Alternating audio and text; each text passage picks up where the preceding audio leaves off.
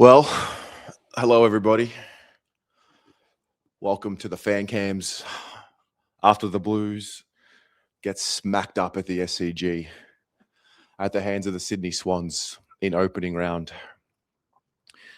Damn, man, that was 10 goals 9 to 69 to 20 goals 12 132. Welcome back to footy, huh? Yeah, that was quite the beatdown.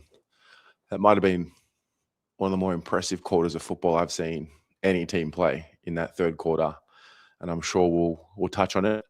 But as I said, welcome to the fan cams. If you'd like to jump on, share your thoughts after the game, please feel free.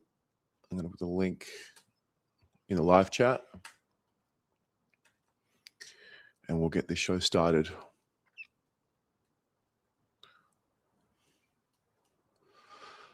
All right, let's do this. Joe. Mate.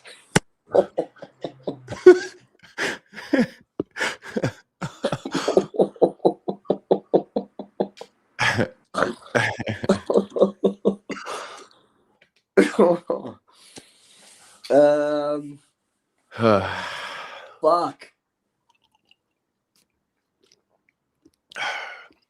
Yeah.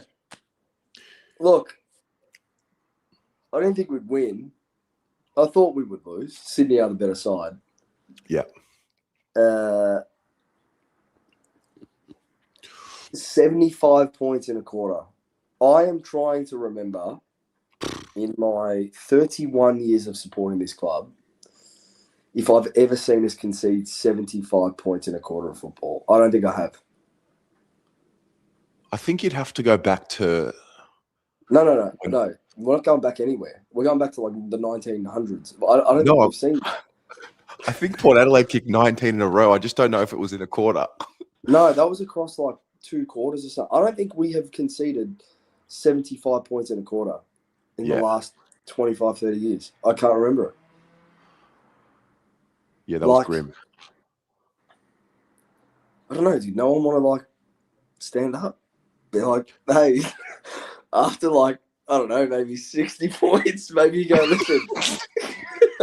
After maybe like 50s, you go, boys, let's just try and put the clamps on here. I don't know.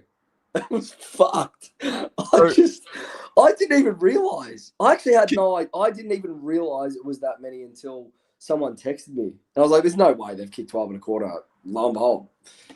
12 goals in a quarter. Can you pinpoint something for me? So I reckon we kicked the first 2 goals of that quarter. I reckon Ollie hits up Ashton Moyer. Yep. And I reckon there's one more after that. And I Pitto and Ruck. And I'm thinking, because I knew like the Swans love a third quarter and they were always going to be better in the second half. So I was kind of like, wow, maybe we're the real deal here. Maybe we're actually a chance. And then I don't quite know exactly which goal it was. But like they just keep rolling through, man. I don't know if it was McInerney's third. I don't know which one it was. I think the most disappointing part of that part there was the emotional discipline out the window. Oh, Crips. Yeah, man. Like, yeah. I mean, look,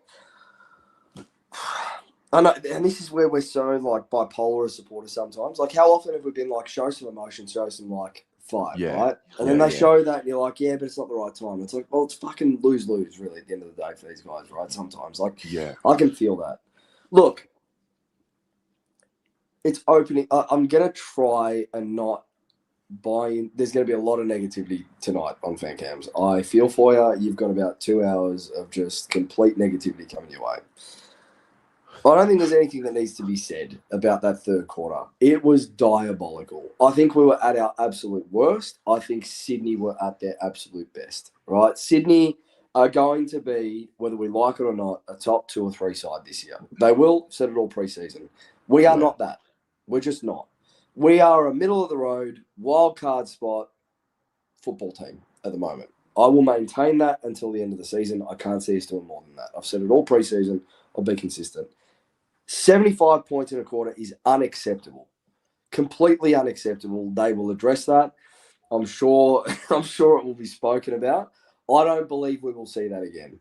I've also said pre-season, everyone's been talking about adding these layers of run and gun and overlap football and transition football and wanting to play fast, want to play fast. I have said multiple times on the podcast, if we want to see that style of football, be prepared to cop it going the other way. Yeah. Be prepared. It's going to happen, right? I think we saw that out in full force tonight. We are going to have games where it clicks and we belt teams by 40. We are going to have games where it doesn't. We're going to be tired and it's going to go the other way like tonight and we're going to be belted by 10 goals. I've said that multiple times pre-season. I stand by that. At the end of the day, all we need to see now, next week, is a response. That is it. If we concede 6-goal runs to teams like Richmond, Melbourne, and North Melbourne in the next 3 weeks, 6-goal runs, not 12 goals, 6-goal runs to those types of teams, then you can panic. I think that's when it's like, we're fucking shit again. Look, like we are bad if that happens. One of the things that, go. I was going to say, one of the things that really showed up, especially that second half, the Swans, man, they're telepathic with each other. Oh, yeah. That runner knew exactly the timing in which to hit top speed, running around his opponent's, his teammates' mark, and they just knew.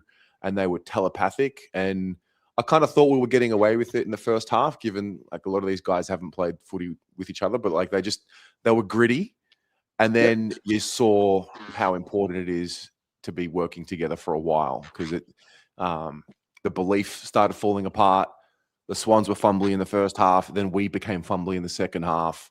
And you just saw, again, like I said, I don't know which goal it was in the third, but the belief was shattered. I reckon the Blues believe they could win the game in the first half, genuinely, the way they were going about it. I agree. Look, there were a lot of positives from the first half. You can't say there weren't. Like, you're right. It was gritty. Gritty is the word, I think, that you use. That first half was like, the Swans kind of came at us in the second quarter. We weathered the storm. They kicked a couple. We kicked a couple back to finish the half, and it was really good. Like, we got that lead back, and it was great. You just can't excuse that third quarter, and they won't. Yeah, they won't excuse it. I am confident that will be addressed. It can't not be. It will be the elephant in the room as soon as they walk in on Monday morning. Yeah. Look, we're miles behind the Swans. Pretty clear. Miles, man. Like you said, you see what years of adding this layer of transition and handball chains and all of that does with a team. Like, we have done it for one preseason. Yeah. Right? And I think as supporters, we need to be realistic. It will work. Some weeks it's going to work. Some weeks it's not going to work. And some quarters it's going to work. Some quarters it's not going to work. Interestingly enough, I was listening to Andrew Russell on SEN yesterday in the morning with Gary and Tim. And they asked him about his thoughts on the Sydney game, how he thought Carlton would, fare this season, et cetera, by being at the club recently and whatnot. His response now in hindsight is fascinating. He said, look, if they are looking to add this transition football, more run from the back half and more run in their legs and whatnot, it's a tiring brand. It tires you out. Running tires you out. It does. Yeah. We have not been a running side for 10 years. Well, honestly, 10 years. I can't remember the last time we tried to be a running side. We've been contested. Yeah. It's not as taxing on your body. It's not as taxing on your aerobic capacity. It's not as taxing on your ability to recover to get to the next contest, right? Just playing that contested style.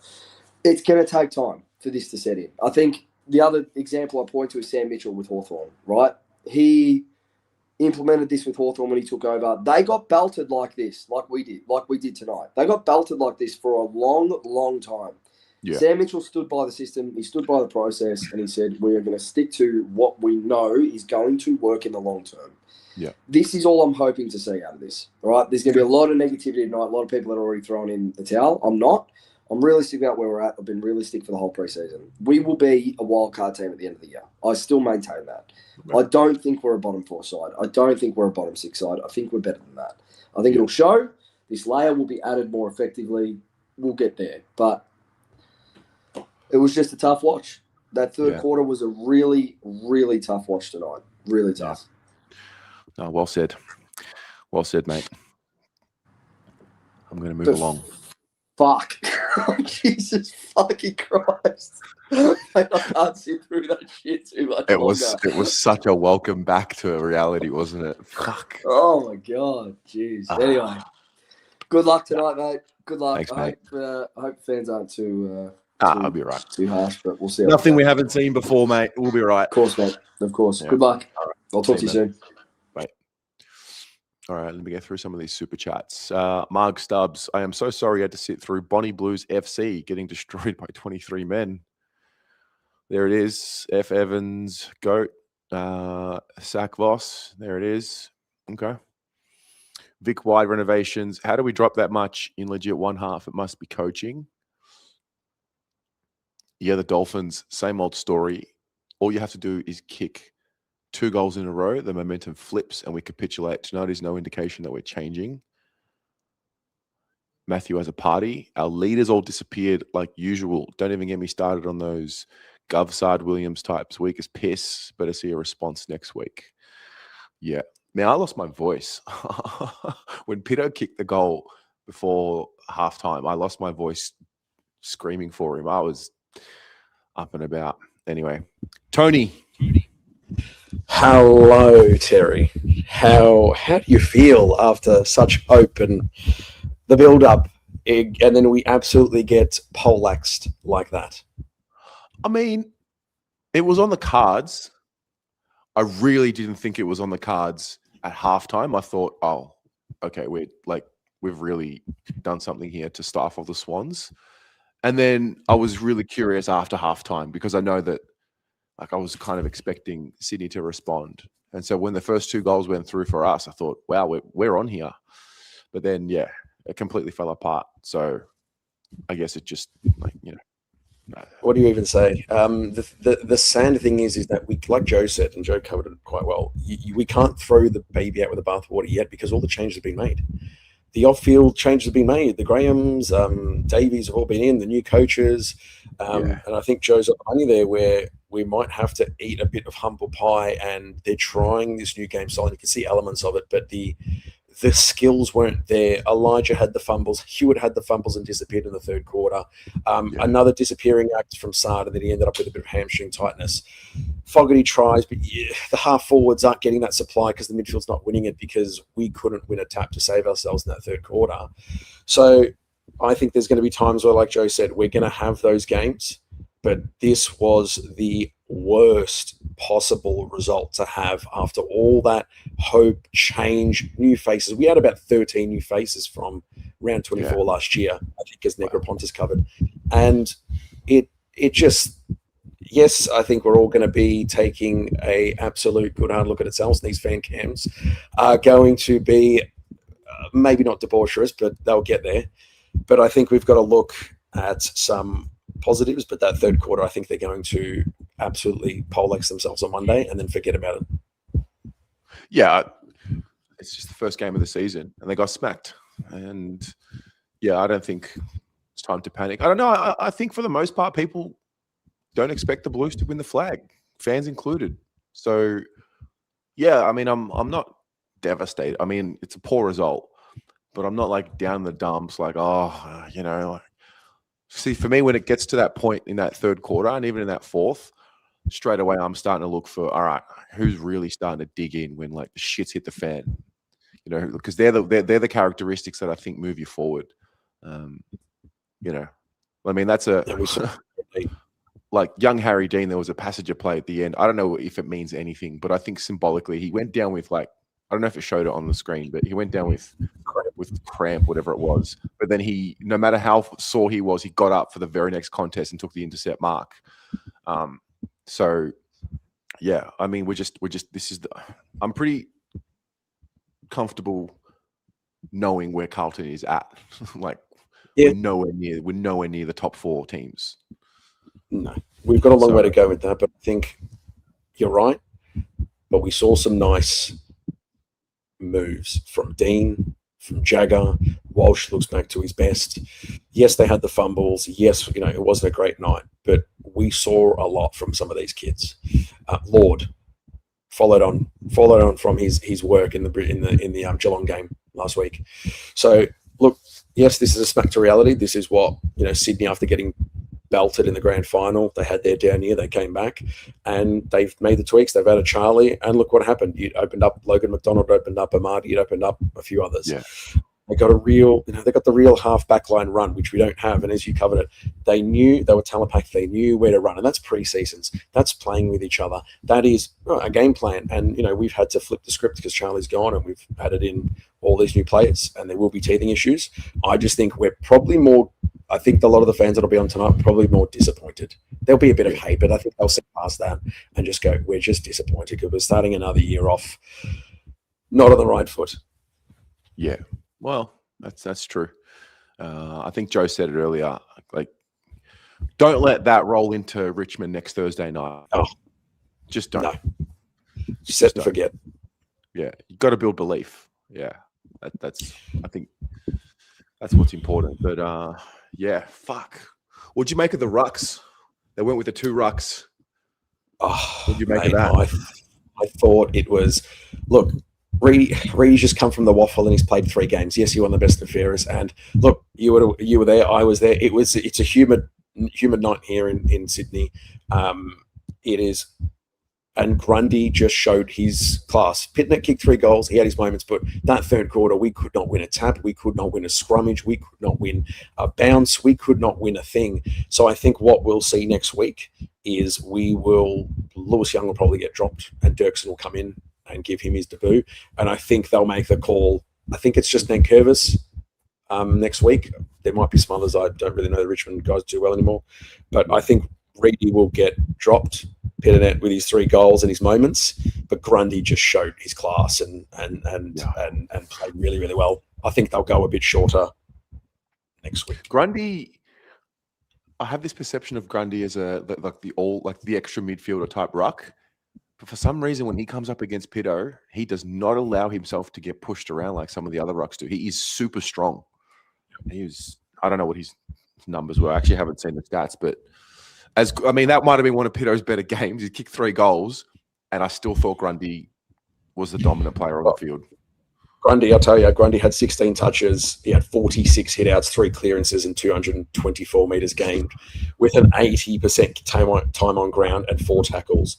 And he had 11 handballs giving that run. Right now, Pitternet, 18 touches, 8 handballs, 17 hitouts. Yes, he had the 3 goals, but that third quarter showed we could not get our hands on the ball. And poor Reedy, as I scroll right down the bottom there, he had 17 hitouts himself, but just nothing around the ground. Just absolute bananas around the ground and 61% game time. So and he did play a fair bit forward, but we saw that I know the game was done by halfway through the third quarter, but I think they'll go with the 1 ruck next week and then probably play a Dirksen. With the new rules, you can jump, so you don't need to be that 204, 205, and we just need to chop out for a little bit. But yeah, I think they'll go with 1 ruck next week. Yeah. Are you still in Melbourne for the game next week? I will be seeing you there and a few and whoever else is around for the Richmond game before I fly out. But with everything going on in the world, I might actually be here for a bit longer because there's no flights to Abu Dhabi yet. So I might be here for a little while longer to get through the bye and then maybe see round 3. Yeah. Okay. Well, mate, thanks for making your Fan Cams debut in a 60-point. What a wonderful time. I'll be on every time beaming in from London. I'll be on next week, but thank you very much for the time, Terry. And every other fan, go easy on Terry tonight. No, it's all good, mate. Go Blues. Go Blues. All right. I think a few more super chats came in. Vic Wide Renovations called it with Pitto. You thought Hollands was classy with his use tonight. Bonk Choi, I think this is a Swans fan. Yeah, Swans fan in peace. We really focused on long distance running in the preseason. We were covering 15 to 17 kilometers of running in each day. I just think we tired you out. You just need time to adjust. Yeah, the repeat sprint efforts of the Swans tonight, I think combined with the timing that they had with one another, yeah, not many teams will be able to beat them when they're up around. That's 2024 Sydney, like before, you know, the granny. But that's Sydney at their best. So thank you very much for tuning in. Easy money, ding, fuck, we are shit. But Krusty and Rob Daddy made my day. Okay. I don't know what that means, but all right. Monday Blues. Andy. What's going on, bro? Oh, man. Did you believe at halftime? Just be honest. I did, bro. I did. Of course I did. What do you mean? Of course I did. Oh, man. Oh, Oh. and then it just happened. It happened, bro.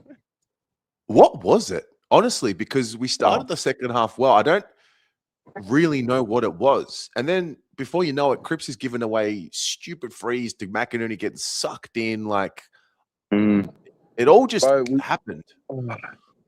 We always say, like, we lack leadership, and I think that was on full display in that third quarter. You know, like, just everything that could go wrong went wrong, and a lot of it was Sydney. They absolutely turned it on, but gee, we didn't make it hard for them. You know, like you said, we got sucked in. You know, like, even like the Charlie factor all game. Like, I get it, heightened, all that, but clearly that distracted some of the players, I think, and it all came to a head in that third quarter. Man, it was, yeah, they picked us off in that third. It was tough, tough viewing, Terry. Yeah, and then we started. I mean, we were turning the ball over in the first half, but I thought we were well set up behind the ball to cover it. Yeah, and the Swans were pretty sloppy in the first half too. I think they'll admit that. Yeah. But then that third quarter, not only were they just better than us with ball in hand, but our mistakes started getting punished even more. And fuck, yeah, I'm a bit shell shocked from that third quarter. I really am, man. Look, I just want to say something here, man. Like, I was obviously fuming. We're all fuming. We're all shattered. Yeah. But as like I just said this, I just went live, and I just said this as I was live, and I don't know if this happens to you, because I never go live straight after a game, right? Do you kind of feel better as the minutes kind of roll and as you talk to more people? Yeah, of course. You just process it. Yeah, I think that's what's happened. It's like, when I process it, man, we've got a lot of kids. Brand new team. There's a lot of players who haven't played together. Sydney's a mighty good side. We were way off in that third quarter, but yeah, we did all right for 2.5 quarters. You know, there are positives to take out of the game. Oh, you don't want to lose to Richmond next week, though. No, that's the thing. Yeah, I'll not cop. Gonna have to cop it, but yeah, like the Swans. They're right back up there again. Everyone expects it. Yeah. I also went for it took me about 20 minutes, 25 minutes to walk back to here. So I had that time to just get it out. And then I got home here and then like had a quick shower. And then calmed down. But I wasn't really mad. Yeah, I'm a bit disappointed that it blew out, but I'm not going to blame the kids. If anything, it's weird. The kids that played tonight, like Harry Dean and Jagger Smith tonight, I've got no issues at all with what's going on there. They did not look out of place. And that's a top 4 team, probably. So away from home. So yeah, I'm just not delusional with where we're at. We're just nowhere near the top. Yeah, it's the senior boys again, you know, like the boys that we need to step up, they just got the foot off the accelerator, and then it's almost like they just hit the brakes. You know, it wasn't just foot off the accelerator. It was just handbrake up, car sideways, just everything was just off rails. And there was that panic again. You could see it like on the field. So it's round 0. It's opening round 1, whatever. Yeah. Like, there's still a lot of upside to the season. There's still a lot of work to do, obviously, but this has the potential to cause some serious damage. You know, if we're not careful as a collective, you know, with how we process it, that includes players, coaches, supporters, you know, management. If we don't process this in the right way, it could absolutely break our spirits, man. So I really hope the boys, you know, do their due diligence and learn from it, but you got to move on. You just have to, and don't let it break you because it's a long season. Anything can happen still. We did well. We looked good for enough time, to see some serious positives. So it's not all off for me. Yeah. Bring on the Tigers, mate. MCG. That's it, bro. Yeah. That's it. See you next week, Terry. Get home safe, man. Take care, brother. Ethan, in Vossi we trust with a $2 donation. Blackie, is there any chance at all of a horseshoe mustache with that new quiff? That would be majestic. Connor, can you send the link again? I've got a full waiting room right now, Connor. As soon as it opens up, I'll put it back in the live chat. Franco. Terry. What's happening? Yeah, just processing that. Yeah. Made the trip up, It's good. Yeah, that's waste of money, mate. Should have just stayed home and watched this pathetic performance on TV. I haven't heard what the other blokes have said. What have they said? I mean, it's kind of just laughed. We had a big laugh with Joe. I mean, obviously that third quarter, still trying to figure out how it all happened. I don't know what it looked like on TV, but at the game, honestly, I'm trying to pinpoint the moment where it turned. You ever seen a train? You ever seen a train derail? I haven't, but That's what it was, mate. It was fucking pathetic. And the biggest issue is that we continue as a club to talk cheap. Even after the game, I mean, Weeders comes out and says the same old that he's been saying the last 2 or 3 years. And I think I've been saying this for a while. Our leaders are just pathetic, every single one of them. They're not leaders. They should have made the call with Cripps to relinquish the captaincy. He gave away that double goal or the extra free kick after the goal. It's just not good enough. And we keep saying the same thing about the same players every year. McGovern, Young, Sard, Fogarty, you name it. How these guys continue to get a game, because ultimately Voss is the one that's going to cop it in the neck. But these guys continue to get a game, and these guys continue to make the same fuck ups week in, week out. Like, how does Young continue to get a game? Well, you reckon Honestly, should have played tonight instead of Young? You could have played better than Young tonight. I mean, honestly, all bullshit aside, how does Young continue to get a game ahead of... We know this is the thing, Terry. We know what Young gives us.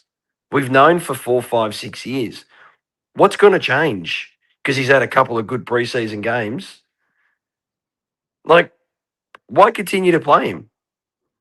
Why continue to play Young? Why continue to play McGovern? Well, I don't think honestly, what do they do?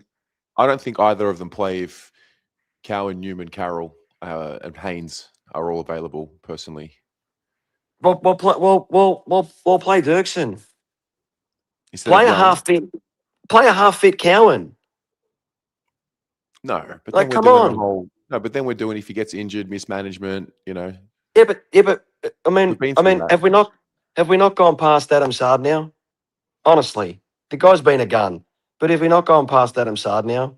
I think enough's enough. It's continuing to get hamstring injury after hamstring injury. Like, did you get a hamstring injury tonight? Yeah. Well, we have to pull the cord. Just pull the cord. He's done. See you later. It's finished. I mean, this is just rinse and repeat with this club. It's rinse and repeat. And I think the most damning stat of the whole night tonight was the fact that we laid 38 fucking tackles and 11 players, Terry, had 1 tackle or 0.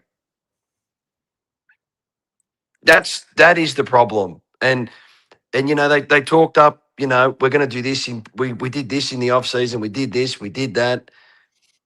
You know who our 2 most composed players were on the park tonight? Harry Dean, Jagger Smith. Yeah, that's the truth. That's true. And that is what is so pathetic I mean, our captain gave away a fucking bullshit free kick because he couldn't hold himself together. Of all players, I would have What thought was it maybe for? What was it for? Terry, because they're fucking brain dead. Yeah. Like, why would you give away that free kick? Just cool your jets.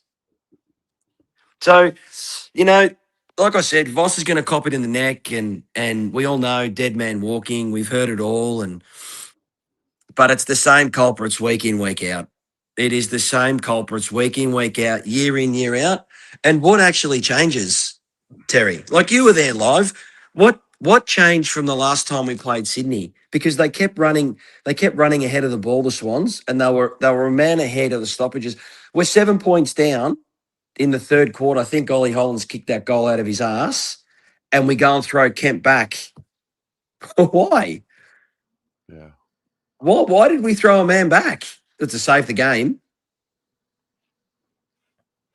So you give them a spare in our forward line, and then the field opens up like a fucking freeway. I mean, it's the same old, Terry. And you know, it's there's no guarantee we beat North. There's no guarantee we beat Richmond, and there's no guarantee we beat Melbourne in the next three.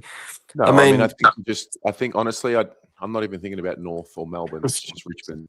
It's just Richmond Thursday. Like, because if you beat Richmond next week, it's we're a chance against North and Melbourne. If you lose next week, I'm not going to get caught up in like what's going to happen in 3 weeks. Like, can't let that become another bad loss next week. Bottom line. I mean, what was Harry doing tonight? Yeah, Harry's got this interesting trait when he's up the ground. The way he jumps at the footy when he's not in the forward line, he like launches at it. He doesn't seem to launch at the footy the same way when he's jumping inside the 50. Does that make sense? Yeah, built like Tarzan, plays like Jane. Yeah, but that's like, Harry. When he's not when he's not inside the arc, I feel like he launches at the footy with more force. He does. Yeah, it's true, Terry. He's the weakest big man I've ever seen. But he's not, because he does it when he's not he is. in the 50. He is. He doesn't. It seems like he doesn't like contact in the forward 50. And he gets too easily outmaneuvered by a McCartan. It was honestly tonight, that third quarter was the most pathetic, and we've seen a lot in the last couple of years, the most pathetic. It was literally 12 minutes of football. Like, it was 12 actual playing minutes of football where they kicked 12 goals. Like, what? Yeah. I started getting lippy. Now I started getting lippy as well in a bay full of Swans. I don't know, man. We've got another 22 weeks of this shit, and it'll be. I don't think it's going to be like this every week. But Pito's not going to kick 3 goals every week. He's probably never going to kick 3 goals for the year. Like, no, I know, you got an all-time performance out of Pito. I don't think Cripps is giving away double 50s and all of that every week either. Like, he looked slow. How slow did he look tonight? Yeah, I mean, I don't know. I don't know. Like again tonight, Terry. We can't blame the kids. It's the senior players that sort of let us down. And we know that what's his name's going to cop it in the neck. But yeah, tell you what, man, it's disgraceful. So yeah. Anyway, we move on. Thanks for getting us on. No worries, mate. Thanks, Terry. See you, bud. Ciao. Cheers, mate. Jad. Hello, mate. G'day, mate. Let me get my volume up here. Yeah, you're good. What did you make of that performance? I'm a bit like you, mate. I'm not down in the dumps and devastated, and but I didn't expect 60 plus, if I'm being totally honest with you. No. That was insanely disappointing. I really thought we'd be competitive the whole way. But then it sort of dawned on me, we're not a now team anymore. We're back to being a bloody prospect team. And that is the most sobering revelation of the night, I think. We're back to the kids in the green shoes. we're back to, the future and prospect and, what can we unearth? And you know what? Let's start with some positives. Yeah. The biffs, you'd call them, the flights and all that. I'm not going to chastise them for that. I liked it because even like Cripps' one, even though it was unnecessary and it cost us, goals, it at least showed me that they bought into the occasion and that they cared and they wanted to win. So, I'm not going to say they shouldn't have done that. I liked it because it proved that to me, because so many times I've come on here to you and I've questioned, them buying into big games, like the Collingwood stuff. They don't buy in. But today they did. And that all those biffs, it's because they cared and they were frustrated that they were getting, overpowered and outclassed and a little bit embarrassed. It's okay to show the frustration for that. Like, that's fine by me. Like, there were two contests in particular which I really, I thought the attitude looked good. So I think Will Hayward just cracked in and bumped. I don't know who it was. Went in hard and was low. that on the wing or the ball's about to go out of bounds? I think that's the one you're talking about. Yeah, I noticed. And like Will Hayward, I expect it from him. There was another one. I don't remember if it was in the second or third quarter. I think it was Zach Williams though. He went in low and hard as well. And so there were moments of where I thought, okay, like we can work with this. But then for 35 to 40 minutes of that second half, maybe 50 minutes, whatever you want to call it, it was one-way traffic compounded with goals from turnover. So it's a really hard one to try and. It is. It's super hard, isn't it? Because it's a bad loss. Like it's a 10-goal belting, but also they were pretty good for a half. And I can't fault the endeavor. Yeah. Well, you can. Let's be honest, you can. I thought the intent. I thought the intent was good from the get-go. Like, props to him. When I saw Lewis Young before the bounce walk over to Charlie and start giving him little mini jumper punches, I was very happy. Oh, good boy, Lewis. Good boy. He knows what it means. And I'm not going to get bogged down on players. Well, look, we know the limitations of some of these senior guys. We know that they're essentially placeholders now. I'm not gonna get bogged down on that. But if you want to go to the negatives, oh boy, there's something I've noticed with this team when they panic and they give up or they start to unravel. It's something that I hate in footy. It's when the ball's coming into a pack, and let's say you've got Wiedering there in his contest, and then you've got two other boys committing to mark the same ball that Wiedering's trying to mark, and they leave their opponent out the back, and inevitably the ball spills out to their opponent, and they're gone. I just think it's like a sort of a defense thing where they leave their man to commit to marking the ball that they know they're not going to mark. And it sort of like absolves them of responsibility for what happens next. Because you can just say, hey, I went up for the mark. I tried to mark it. I don't control what happens after that. That is a bit of the psychology that I've noticed of this team, this bad habit that they seem to do. It's just overcommitting to the one ball. Like, I don't know. Maybe it's just me rambling, but yeah, the lack of telepathy was exposed in the second half. We got away with it in the first half, I thought, but then it just came to the surface. The cream rose to the top. They're so in sync. The Swans, they're just unbelievable. Their power, the power in their running, just unbelievable. I'm trying to think. Yeah. Have you seen a better quarter played by a footy team? Probably not since. No, probably Brisbane and the Granny. But I know what you're saying. Like, that was wow. I reckon Geelong might have done it back in the day. Like, as much as I'm not a Swans fan, I was sitting right center wing with a little bit of elevation, and we can't catch up to that. So I don't think we're going to have to. I don't think we're going to be trying to do that. I mean, if we're going to try and catch up to that, we'll be 5-6 years behind. I just don't know how you stop it. The one thing that hurts is I think it's going to be a few years before we reach that level. I'm not saying to play how they play, but just to reach that level of like that fear of factor. footy. That's going to be some years, I reckon. That's Yeah. like what we're in for a long haul now. I don't think it's a full blown rebuild, but it's going to be some pain.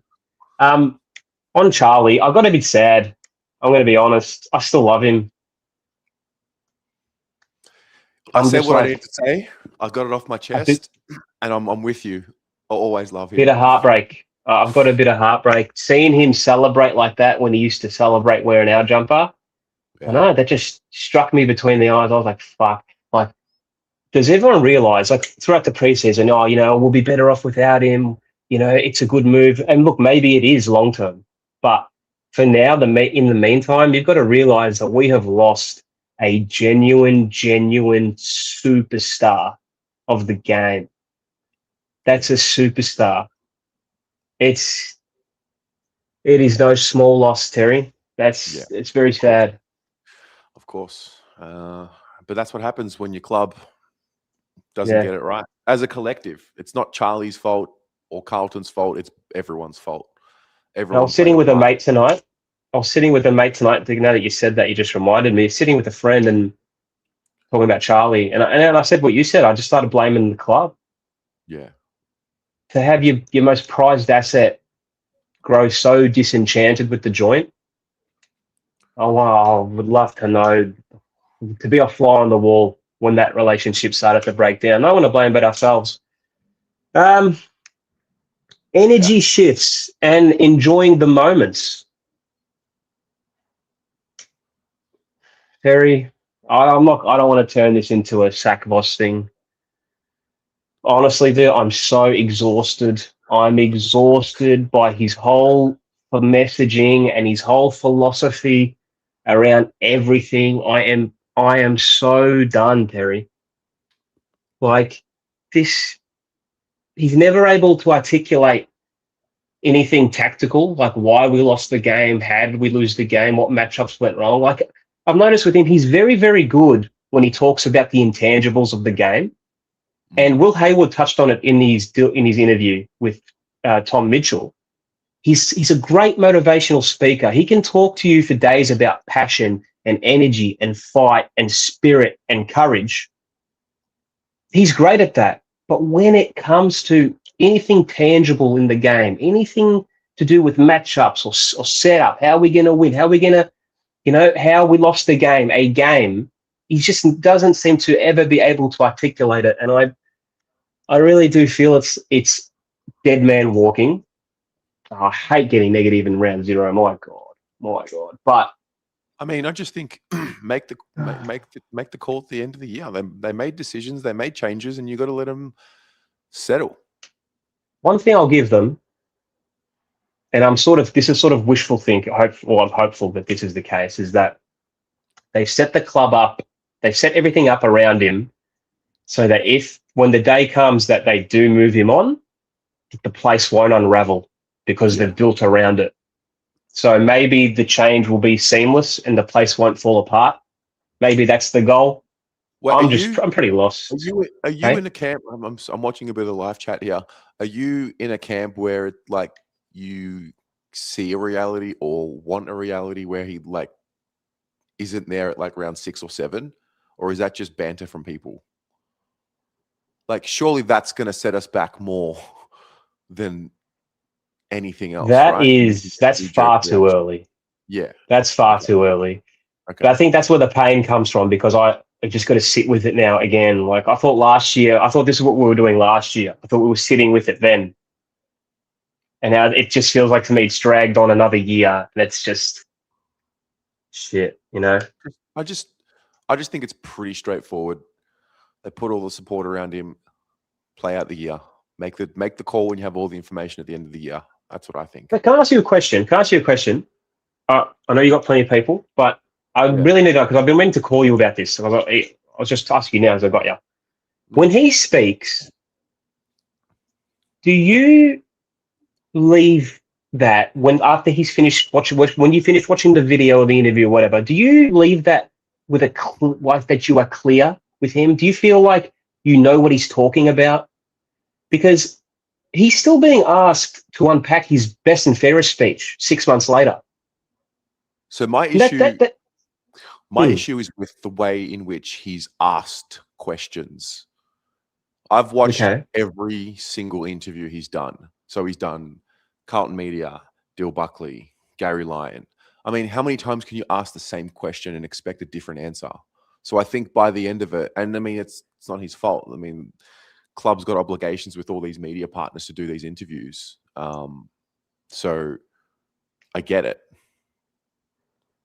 I just don't read too much into it. But like, I don't know if there's an interpretation out there that, we're just talking too much this preseason. It's like, no, well, they have to do these interviews. They're like by contract. So the coverage of the game has never been as high as what it has now. I actually think he tried to downplay a lot of the talk from my perception. I thought any chance he got to say, I really don't want to talk about this. I just want to go out there and do it. He tried to say it. But I mean, his press conference the other day, like 6 of the first 8 questions were dog shit about Charlie. And he just like kept trying to say, okay, like acknowledge it and then move on to the next thing. And so you can only answer the question as good as what the question is. My issue is with the journos and what they're asking and what they're trying to grab from him. I think he doesn't know how to speak about certain things. That's my thing.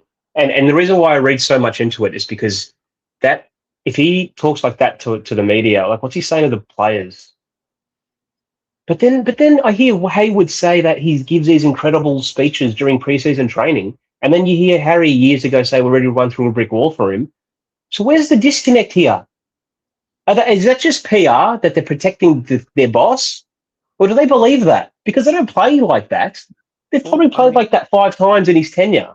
I don't know. Maybe. All right. Just don't let tonight become next week is what I say. Respond next week. Beat Richmond. Away we go. Can you imagine? I can imagine everything. Everything. Yeah, fuck. All right, mate. Thanks for having me on. No worries. Have a good one. See ya. All right. Vic Wide renovations going again. What position does Cody Walker play? Oh, dear. Here we go. All right, let's go to the other side of that country. David. Hello, mate. Terry, how are you, buddy? I am well. You're on the coconut water and tea like normal? Yeah, I'm on the coconut water, mate. Get the electrolytes in. Got a bit of a sore And the throat. hair looks fantastic. The people that are giving you garbage about that are just, like me, jealous. So don't worry about that. Oh, mate, that's the least of my worries, what people think of my hair. Firstly, I just wanted to say hats off to the cheer squad for a pretty good banner. I thought that was, although in the end disappointing with the result, but some fly away, but true blues never flutter. I thought was quite a good little message there sent. Yeah, it was a good day. The whole pre-game function was pretty good. Harry O'Farrell spoke today. Yeah, people were in good spirits. I mean, footy's back, so everyone's in good spirits. But yeah, people were still in good spirits up until halftime. I had this really intensely motivating conversation with these 2 guys at halftime. I actually forgot their names. And we were just so excited and up and about. We're like, 1 more half, boys. Come on. And then, yeah. And then we go ahead and watch that. Well, I think how many times last season did we say, well, we started well, and then it all fell apart? And yeah, different looking team, but same kind of pattern, unfortunately. Yeah. What was your takeaway from that? I mean, obviously the third quarter is what it is. Well, the second half is what it is, but were you expecting a win? Were you expecting? I was really surprised that our stamina, our fitness seemed lacking. So even in the second half, there was a moment where 2 of our fastest, and Jagger Smith and Ollie Hollands, got burnt and couldn't keep up with one of their running players through the midfield. And that is a concern after last year when we were told that we were going soft to alleviate injury risk, for our fitness still not to be quite up to scratch after a pre-season. That was kind of disappointing. And especially on a small ground like the SCG, you would have thought that, the third quarter, we were standing around and they were running. And that I don't know whether that's a mindset or a general fitness thing, but definitely something that needs to be addressed. I think there was something in there with belief, because when the belief disappeared, then we started becoming the team that was fumbling. I thought the Swans maybe they were a bit nervous or overexcited or over exuberant, and they were fumbly early. And then you just saw the energy sapped from the Blues. I don't know if it was McInerney's third goal and Cripps has given away the free kick. I don't know who gave the one before that. Maybe it was Elijah, the one in the center square. But yeah, once that belief waned, we went into pedestrian territory, sloppy kicks, Walsh, sloppy handballs. Yeah, it's wrong option.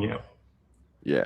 Yeah, we definitely didn't consolidate our dominant position in the first and the second quarter. We had so much opportunity and so much dominance on the field, and we could have been a whole lot closer. But again, turnovers and poor execution certainly cost us.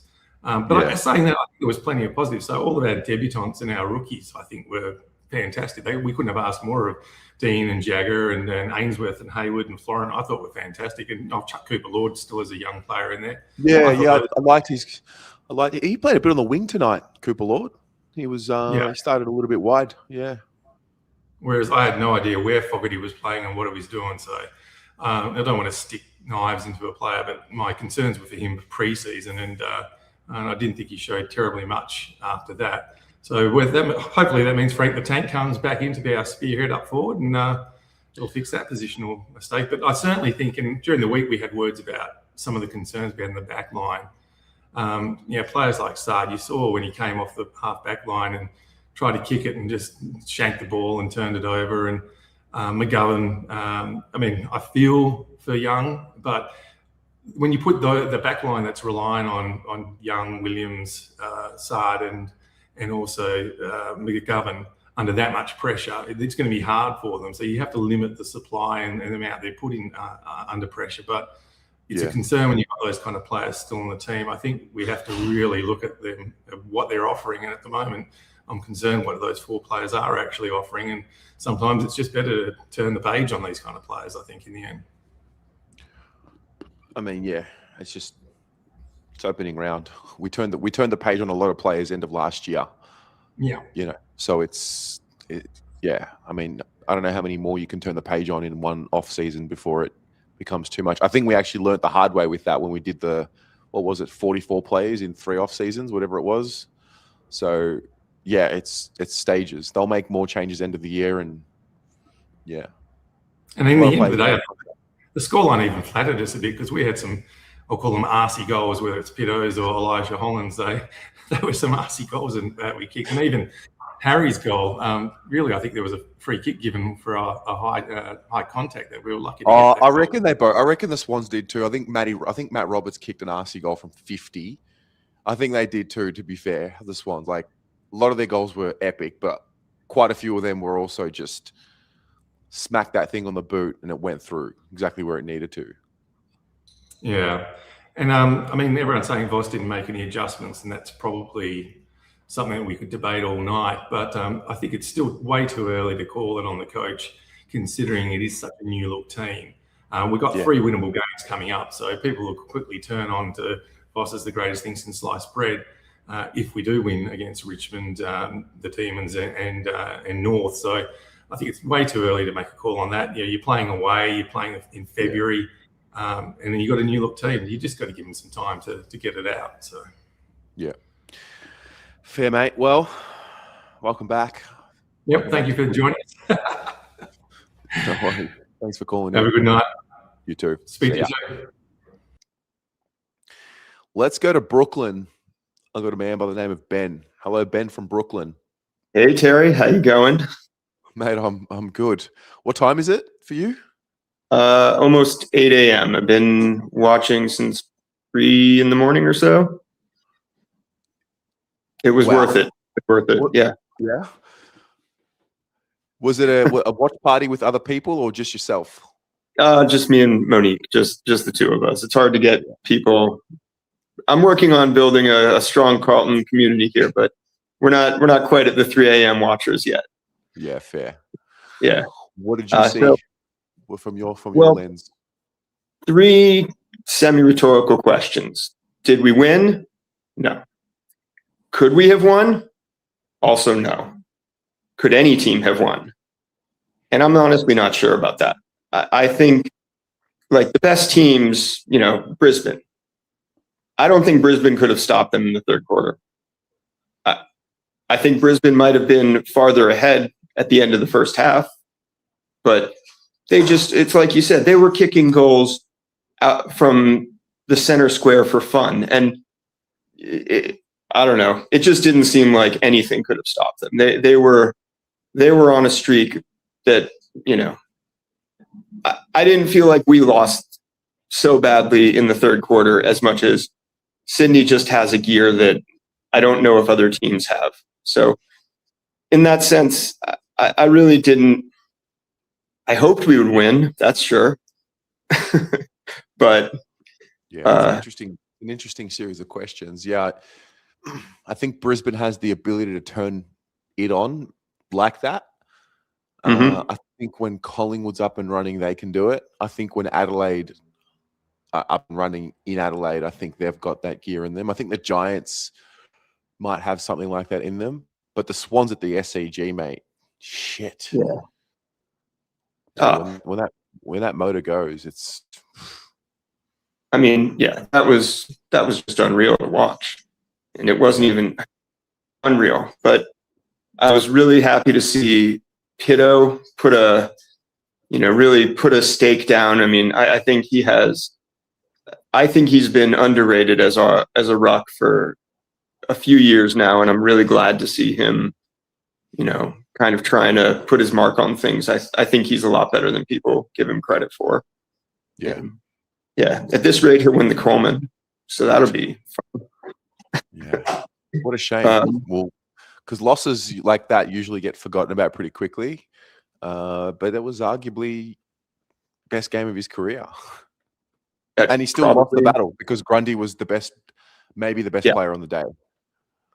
He was unbelievable. I mean, and again, it was just the third quarter.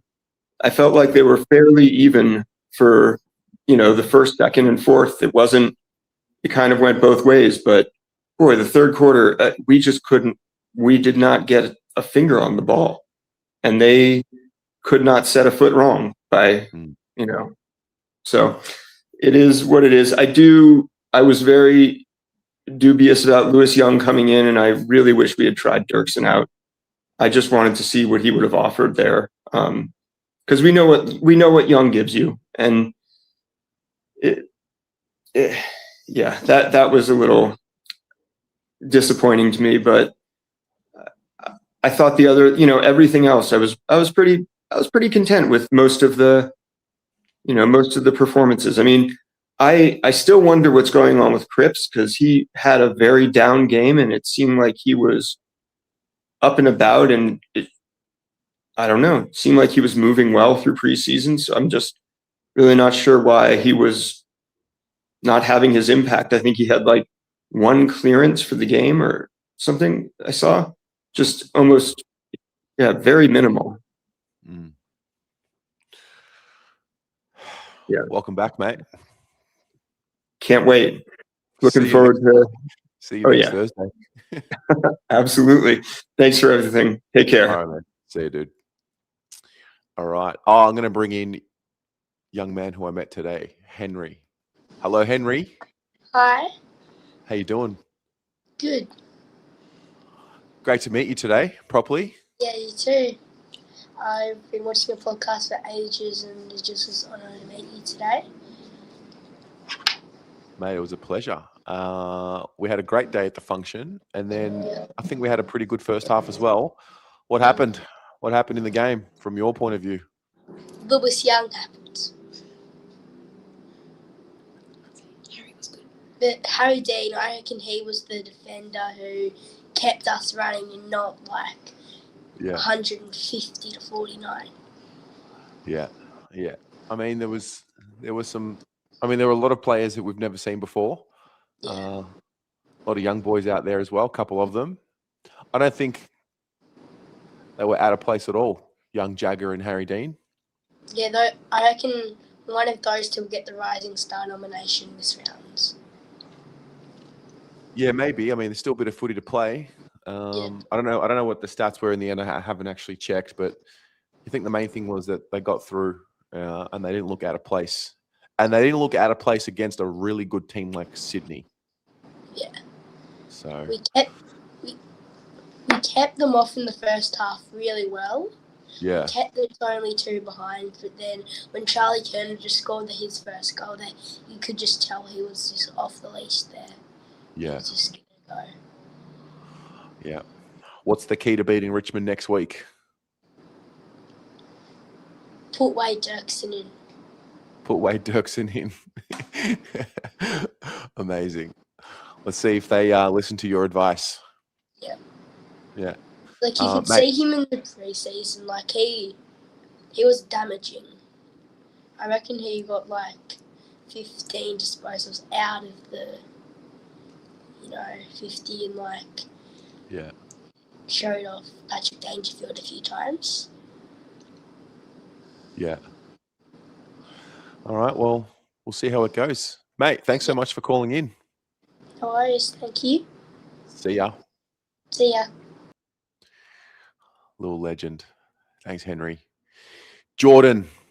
Hello, sir. Taz, how are we? We are back, mate. Fan cams after 10-goal losses, baby. We are back. What's changed? Years of this, eh? Mate, did you ever honestly think, like, besides the preseason, that we were ever honestly actually a chance tonight, like, deep down? No. Yeah, no. I mean, I think anyone was kidding themselves. Yeah. Like, I'm not fully surprised that we lost. Yeah. I don't think anyone is. My first instinct this morning, I wrote, we've got like a baggage chat, and I wrote, fuck the result. The one thing we can't have is Charlie kick the first goal. Because if that happens, mate, that was making fucking international headlines. AFL would have been absolutely creamy. But look, mate, it's just.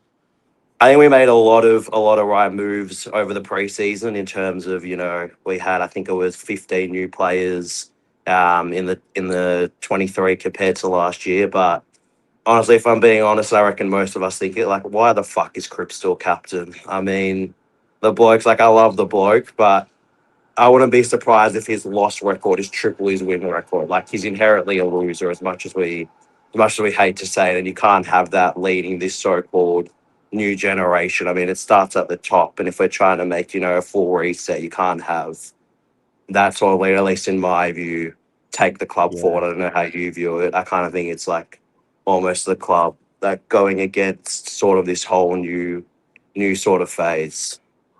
Well, I reckon, I'm pretty sure the players voted for it.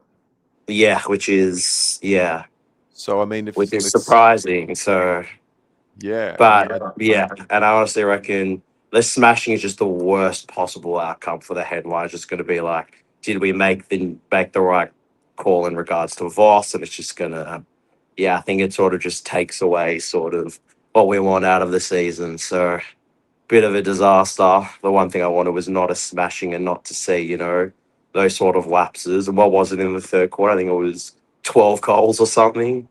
Absolutely ridiculous. So it was something. I think they were over 100 points. I think 102 points kicked in that third quarter or something. So it was the third most ever. Yeah. So at halftime, we've kept Sydney goalless, I think, in the first quarter. At halftime, we are up 4 goals, 4-28 to 2 goals, 6-18. And then at 3-quarter time, we are 8 goals, 5-53. So we've kicked 4 goals, 1. And they're 14 goals, 9.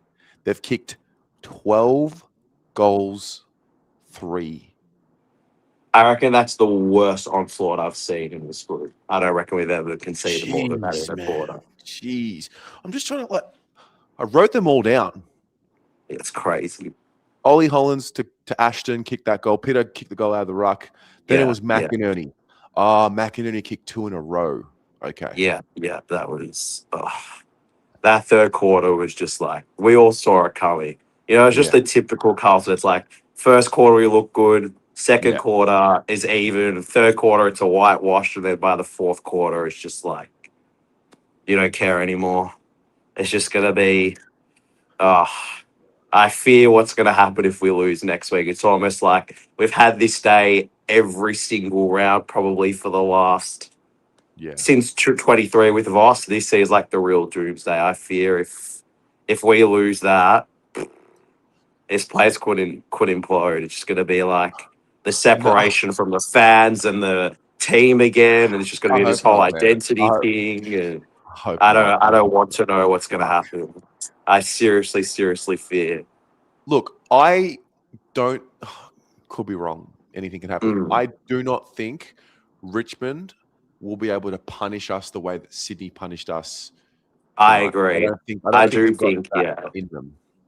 Yeah, I do think given how one way our midfield ran today, like it just had it all over it. That like Blakey and Goulden and all their runners are just going to absolutely kill us on turnover. Hence why I never thought we were a chance.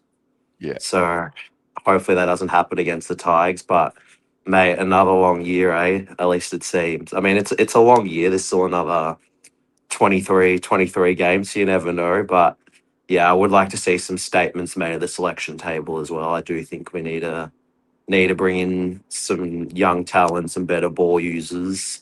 And I just think a lot of our players unfortunately aren't up. Like I can see that Voss is trying. I actually saw a really good video. I think you were in it, how we're trying to sort of kick the ball off the line and not go sort of, straight lines to the goals. But I just don't think we have the ball users. Maybe, when Newman comes back and Carroll comes in, that will sort of help. But I still just don't think we have the ball users to execute, unfortunately. Yeah. So we'll see, mate. Only last sort, as they say, eh? What's that? Only my sort, as they say, eh? Yeah, and my last sort, absolutely. Absolutely. Yeah. Always has been, always will be with the Blues, mate. Anyway. Go Blues. On to next week. Look forward to seeing 95 at the G. Hopefully it's not Doomsday 2.0. And yeah, go Blues, mate. We'll win, mate. Speak to you soon. Bye. See you, mate. All right. Paolo. Jeez, that was a hard watch.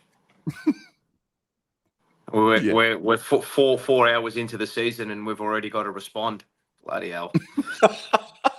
Oh, my God. Selection statements need to be made. Oh, my God, mate. 4 hours change in. The captain. Oh, mate. Like, just... So that is someone can absolutely confirm for me. How are you, by the way? Good evening. I'm great. I'm so happy footy's back. Obviously not happy with the result.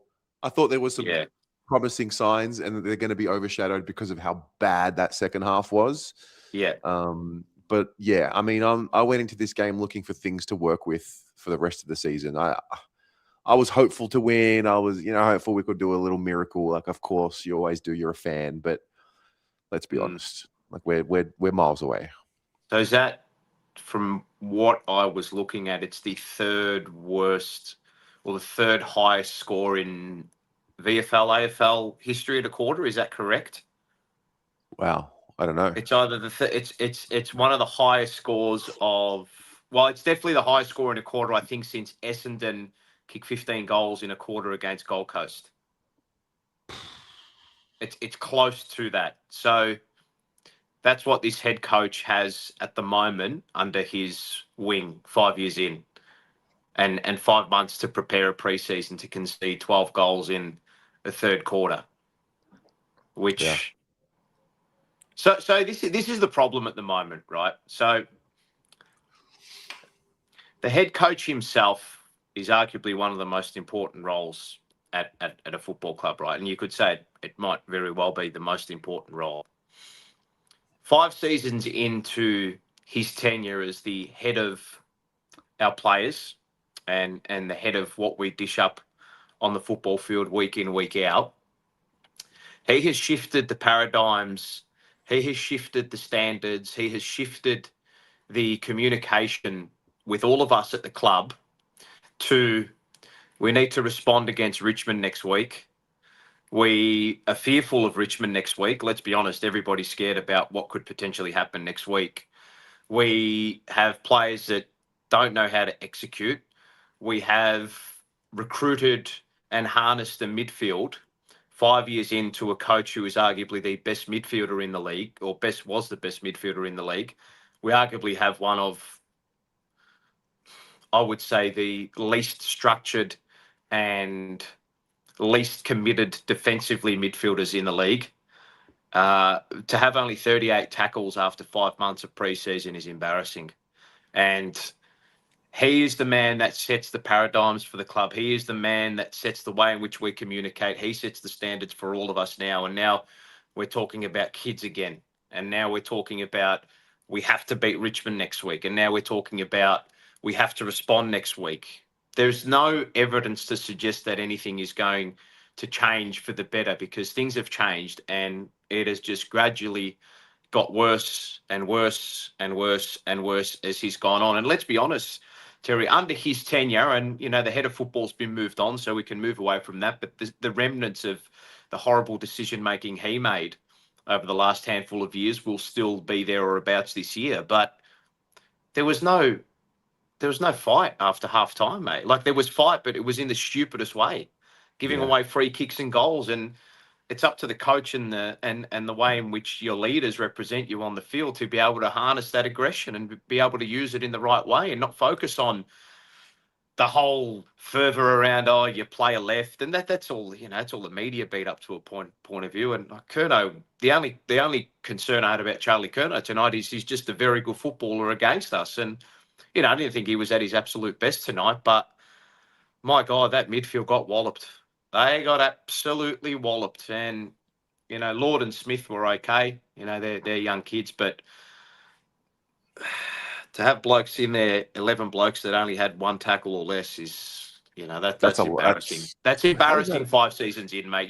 It's unacceptable. I'm sorry. It's unacceptable. And we all know what happened with Voss. They all people who make executive decisions at the club went looking for someone else. We all know it. Obviously, the people they wanted weren't available or didn't want the job, or they couldn't move on the senior coach because there was no one that they really wanted there that could replace him, that they thought could really take us to the next level. But, I mean, look at Sam Mitchell. He got in at effectively the same time as what Michael Voss is. Whose position would you rather be in at the moment now, Terry? Yeah. Sorry, I'm just looking at these tackles. I mean, Lord and Fogarty didn't lay a tackle, which is bizarre. They're both... Yeah. Shocking. And look, again, I will branch out on it, but when I went through the team list and selection, and I saw Lockie Fogarty's name on there, and then I saw a young kid in Taylor Byrne do what he did in the preseason. And I know it's only preseason, it's under little pressure, but use that momentum, harness that little bit of energy and harness that little bit of form he had. And I know there's a lot of preseason training that they do, and they have all the information when it comes to selection, but Lockie Fogarty? Terry, really? What point of difference is he going to provide in that forward line? You reckon Byrne would have been better tonight for yes, Fogarty? Play him. Play him. I reckon, I don't know, I like him in the VFL tomorrow. Yeah, no, I agree. I agree with, yes. But my God, Lockie Fogarty, I mean, he would have learned, I reckon Taylor Byrne would have learned a lot more going away with the lads and actually playing, because I know I did see him on the plane. He was there as an emergency. Play the kid. Yeah. Is Lockie Fogarty that much a better footballer than Taylor Byrne that he is not going to be picked? I'm just not in a rush for Taylor Byrne. No, I'm not either. I'm not either. But based off what he did in the preseason compared to what Fogarty did in the preseason, who would you have picked? I would have picked Lockie Fogarty. Yeah, I thought he had a good preseason. Yeah, I thought he had a good preseason. I thought he moved well. Yeah, I liked his preseason. Yeah. Yeah, I don't know. I thought he was terrible against Geelong, to be honest. I thought he was a ghost. Yeah. I know he was my managed minutes, but he played, I think, the first half. I think he played 30 or 40% game time. I don't know. I just see as a footballer, he doesn't kick the ball well enough. He doesn't penetrate through the ball well enough. He's not fast enough. He's not agile enough. If you're a player that small, you've got to have something in you. You've got to be a deadly finisher, or you've got to be super quick. Really, really super quick. And it's not on him. That's just him as a footballer. Physically, he's limited. But They picked him. So who's the onus on there? Do you have Fogarty, Byrne, and Flynn Young in the same position, as in playing the same position? Or do you look at them a bit differently? Because I think Flynn Young... Yeah. No, go on. Because Flynn Young kicked the 4 last week in the practice match. He'll obviously play tomorrow. If he goes well again tomorrow, hits the scoreboard, punishes, I think he's ahead of Taylor Byrne. Yeah, for me, it's Young/Byrne and then Fogarty. That's how I see it. Yeah, I think fair. Byrne just looks a pure finisher at the moment, which I do think we lack in that forward line. And Flynn Young, he's got a penetrating kick on him, Terry. Yeah, at least he's got a weapon of a left foot. You know, who would you rather the ball in the hands of? Fogarty or Young? Oh, Young's got that left foot is beautiful, and he's a thinker. What about the kicker, Byrne? Would you rather Byrne ball in hand or Fogarty? Shot on goal? From what you've seen, yeah. Yeah, shot on goal, Byrne. Yeah. But I think Fogarty's role is underappreciated. In what sense? Like the tackling and pressure? Yeah, I think what he provides off the ball. Yeah. I think we look very quickly to his numbers, and I don't know what they are. Yeah, I know what you mean, but 8 touches and whatever, no tackles. Like end of the day, didn't tackle. So like if he's not tackling, he's not doing his job. Exactly right, and that's what I mean. And for what you may not get out of forward pressure and tackle pressure out of someone like Byrne or Young, you might actually get a finish. You might get 2 or 3 goals out of them because they do stay off and they do actually provide some sort of offensive outlet. But I think a few people summed it up early as well on the fan cams when we got within 7 goals and we made the move, like Kemp down back. Just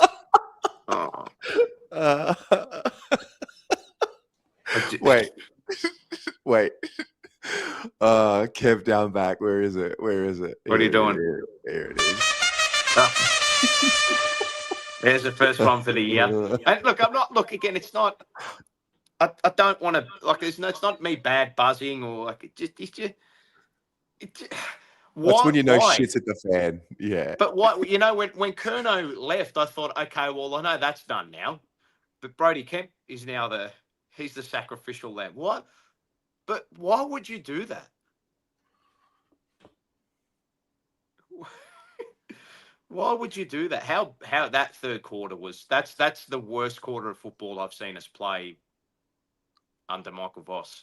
Where did it come from in your eyes? Because we kicked the first 2. I've been asking a lot of people, like, what was it? Like, where did it come from? Midfield got absolutely, we couldn't get our hands on the ball, but midfield got absolutely walloped. But if you can't get your hands on the ball, your next act should be, okay, tackle the bloke. What are our principles and what are our go-to structures when we don't have the ball in order to stifle and create doubt in the opposition? They just completely ran through us. A few handballs, you're out. Bang, done. See you later. And then what happens as the pressure goes on and Sydney start to mount scores, what happens with our defenders? They sag back and sag back and sag back. And then when Sydney win the ball, either across half back at a stoppage or in a contested situation or at a centre clearance or streaming through the middle of the ground, they've got so much space to... And there's the reason they had so much space to run ahead into is because all the defenders sag back. Forwards are nowhere near it. They can't get involved because if they push too high up the ground, then everyone starts sagging back. So the midfield was really, really, really poor. But even like Cripps tonight, man, he was bad, man. Yeah, he was really bad. He let the occasion get to him too, giving away silly free kicks, getting involved with Curnow early in the game, and then Curnow made him look like a goose as well. It was when he weird sort of tripped him up. The emotional discipline, I thought, were on top of it. First half. We were, and then it just, But even then, right? So, like Sydney kicked those 3 goals in a row. When we went up by about, was it 22 points? It was 40 to 18. 18 to 40. Right? Yeah, that's right. Okay, right. So Sydney kicked 3 in a row, and you think, all right, they've had a little patch here, and that's the time for leaders on the ground, defenders on the ground, everybody to come in and say, all right, boys. They've kicked 3 in a row here. We just got to keep doing what we're doing. Just keep at it. And then it's also up to the coaches to say, okay, well, Swans have shifted this, and this. What are we going to do to stop this? Right? We can't rest on our laurels and go back to sitting back behind the ball and just creating the density in the background or the density in the back half, because then that affects the scoreboard too. And you know what happens when we sag back, mate? You see what happens. You leave all the space out for the opposition midfield to run into. And if you're letting Heaney, Warner, Gordon run into space ahead of the ball, and Blakey for that matter, what's going to happen? Yeah. You're going to get carved up. You're going to get absolutely carved up. And that is the reason Curnow got into the game in the second half as well. And they looked faster and fitter and more dynamic and more direct. And look, I rate Sydney really highly. I think last year injuries really got a hold of them, and that's probably one of the main reasons they didn't go deep. And having said that, though, I didn't expect a 10-goal loss tonight. I really did not expect a 10-goal Well, loss. especially after the way in which we accounted for ourselves in the first half. Mm. You know, like if I was being Even- honest with myself pre-game, I was like, yeah, I can see the Swans running away with it in the fourth. Like we'll put up a fight and they'll run away with it. That was like deep down, deep inside. But when it got to go ahead. Sorry. No, that was it. That was what I was saying. Yeah. When it got to Swans got 2 or 3 goals ahead, sort of halfway through that third quarter, I sort of turned to Adrian, who I was there with at the game, and Michael. I said, it's probably about where I thought I had it going into the game. Yeah. Like the whips are cracking. It's getting towards the back end of the third quarter. You're down by 2 or 3 goals. I'm thinking, okay, probably where I had it. But it was the scenario with which that came about, which left me very frustrated. Very, very frustrated. And you know me, like at the start of last year, I said, you know, that the one thing that tactically and the one thing that is going to be a massive factor into how strongly this coach has a hold of this playing group and these core players is how well do you defend? Yep. We're not on show tonight, I'll tell you now. No. Very, very, very worrying signs, and it's going to be a long year for us. And the other fella I thought was super disappointing tonight was Harry Mackay. I thought he was terrible tonight. Did he kick got a goal? no separation. He kicked one. He kicked a junk time goal at the end when we were about 50 points down. He doesn't look. Does he look like he's moving well? So I said this earlier. I can't remember who. I think maybe Franco was on. When he's not inside the 50-meter arc, or when he's on the wing, the way he launches at the football on the wing is the Harry that I have dreams of. But for some reason, I sense he does not launch at the football the same way when it's inside 50, and I don't understand it. Is it maybe because he doesn't have that free run and jump at it because he's got more bodies ahead of him? I don't know. That's no excuse, though. That's no excuse. I don't know. Maybe I've got to watch it again. But my perception today, and I reckon I've said it before, don't remember which game it was, but hands out in front of him, both of them. He's a force up the ground. But for some reason, he doesn't seem to launch the same way inside the 50. Maybe it was the delivery. I don't know. You can correct me if I'm wrong on this. Did Harry Mackay have one set shot tonight? Fuck. No, he didn't. Nope. That's unbelievable. He had not one. I can't remember the last time he hasn't had a set shot. That is unbelievable. Can't remember it. There's a lot to worry about, mate. Let's not just think that this is going to go away, because this is the rule, mate, not the exception. Yeah, this is the rule. 5 years in, this is the rule, not the exception. And if people are going to absolve the head coach and continue not to put a big blame on him for what is currently unfolding at this club, well, you've got another thing coming, and you really, really, really need to start to learn how big of an impact a head coach has on young men and men and a football club. Because you look at what the greatest managers in the world do, and what do we want the greatest coaches, mate. We want the greatest coaches. We want the greatest players. The best coaches and managers in the world change the standards, the communication, and the paradigms of the football club, not just on the field, Terry, off the field as well. we talk the way the coach expects us to play and talk. And right now, we're a defeated bunch, and we're talking about responding after the first game of the year, with which they've had 5 months to prepare for. 38 tackles, 11 players with 1 tackle or less. That's the legacy going into round 1, 5 seasons in. Yeah. Massive concerns for the year. I wasn't too concerned heading into the season. My only little issue was that we seemed to manage the games well and control the ball well and look to move the ball well, with the caveat that it was under little pressure in the preseason, as we all know. When the pressure ramped up and Sydney turned it on, we were found wanting yet again. And I will again reiterate, this is the rule, not the exception, what you're seeing tonight. 5 years in, and we look completely and utterly void of anything resembling a finals team. A finals team, Terry. Top 10 now with a wild card, let alone a team that can win a premiership. Yeah. Well said. I'll see you at the G next week. See you there, mate. Enjoy the weekend. Bye. Back to the other side of the world, Riley. But I was almost speechless after that third quarter, mate. I thought early that we stood up relatively well. I thought we handled the occasion relatively well. And then to see a group of senior core players completely lose their heads inside 15 minutes, as Paolo just said, 5 years into, this coaching regime, and a group that, from a senior perspective, has been there for, almost a decade, is incredibly disappointing.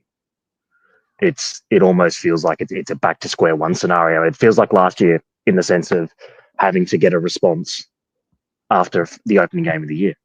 It's crazy. Yeah, how that turned as quickly as it did. I mean, the Swans are such a good side, streaky side, very skillful side. But you surely we all thought that we'd show a bit more than that after halftime, especially when we had the momentum and kicked the first 4 goals in a row. I'm going to be curious to see. I said it earlier. I'm like, I don't think many teams have that in them. Is that a Sydney thing that we saw tonight, or is that something that the modern game is going to showcase? Will more teams be able to do that because of what we're now doing at stoppage, and the drop zone of the ball in a ball up is not what it was? Are we going to see more of this from teams? I think it's a combination of both. I mean, the fact that was, I heard a stat, so it was the 3rd highest scoring quarter ever recorded.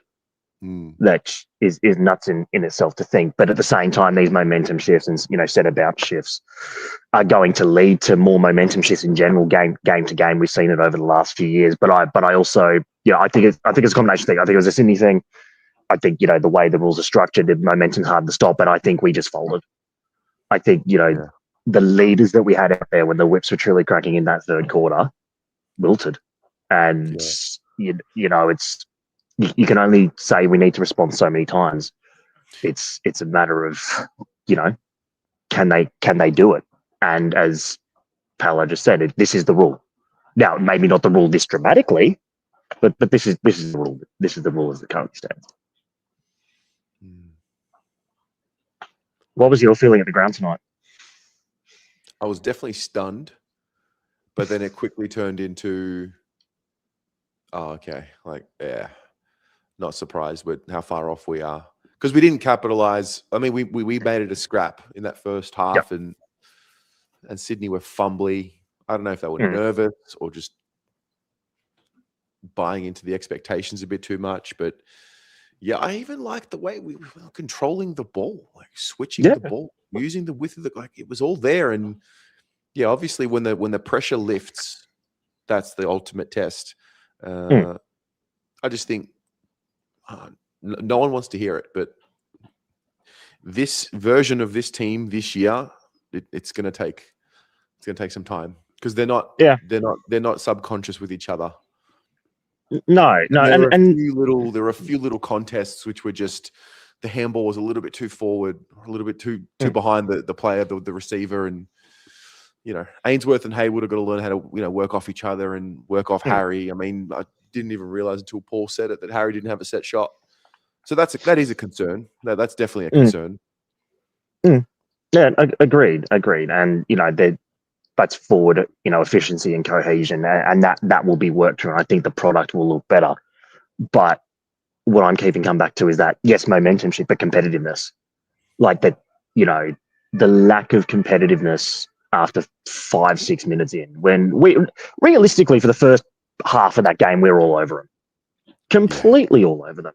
Like we should have probably been 6 goals up at halftime by my estimation. So that comes back to how mentally fragile is this group, which is a question we've been asking for 2.5, for over 3 years now, really, realistically 10 years.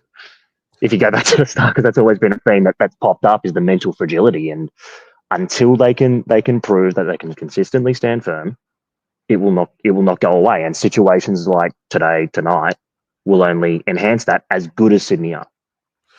I think the best teams in the comp will be able to do I think it's going to happen again to the best against the best teams. Yeah, like we play Brisbane again at the Gabba. That sort of thing is possible. Yeah, and that's a fair assertion. It's one of those interesting things. If we lost like with that margin tonight, but it was much more sort of progressive, sort of 2 goals down, 4 goals down at half time in that manner, it's like, okay, we got outclassed. But for that to have a run on like that, I think that asks a series of different questions. I think it's a credit to them, but it's almost damning on the rest of the team that I thought probably 2 out of 5 most composed players were debutants.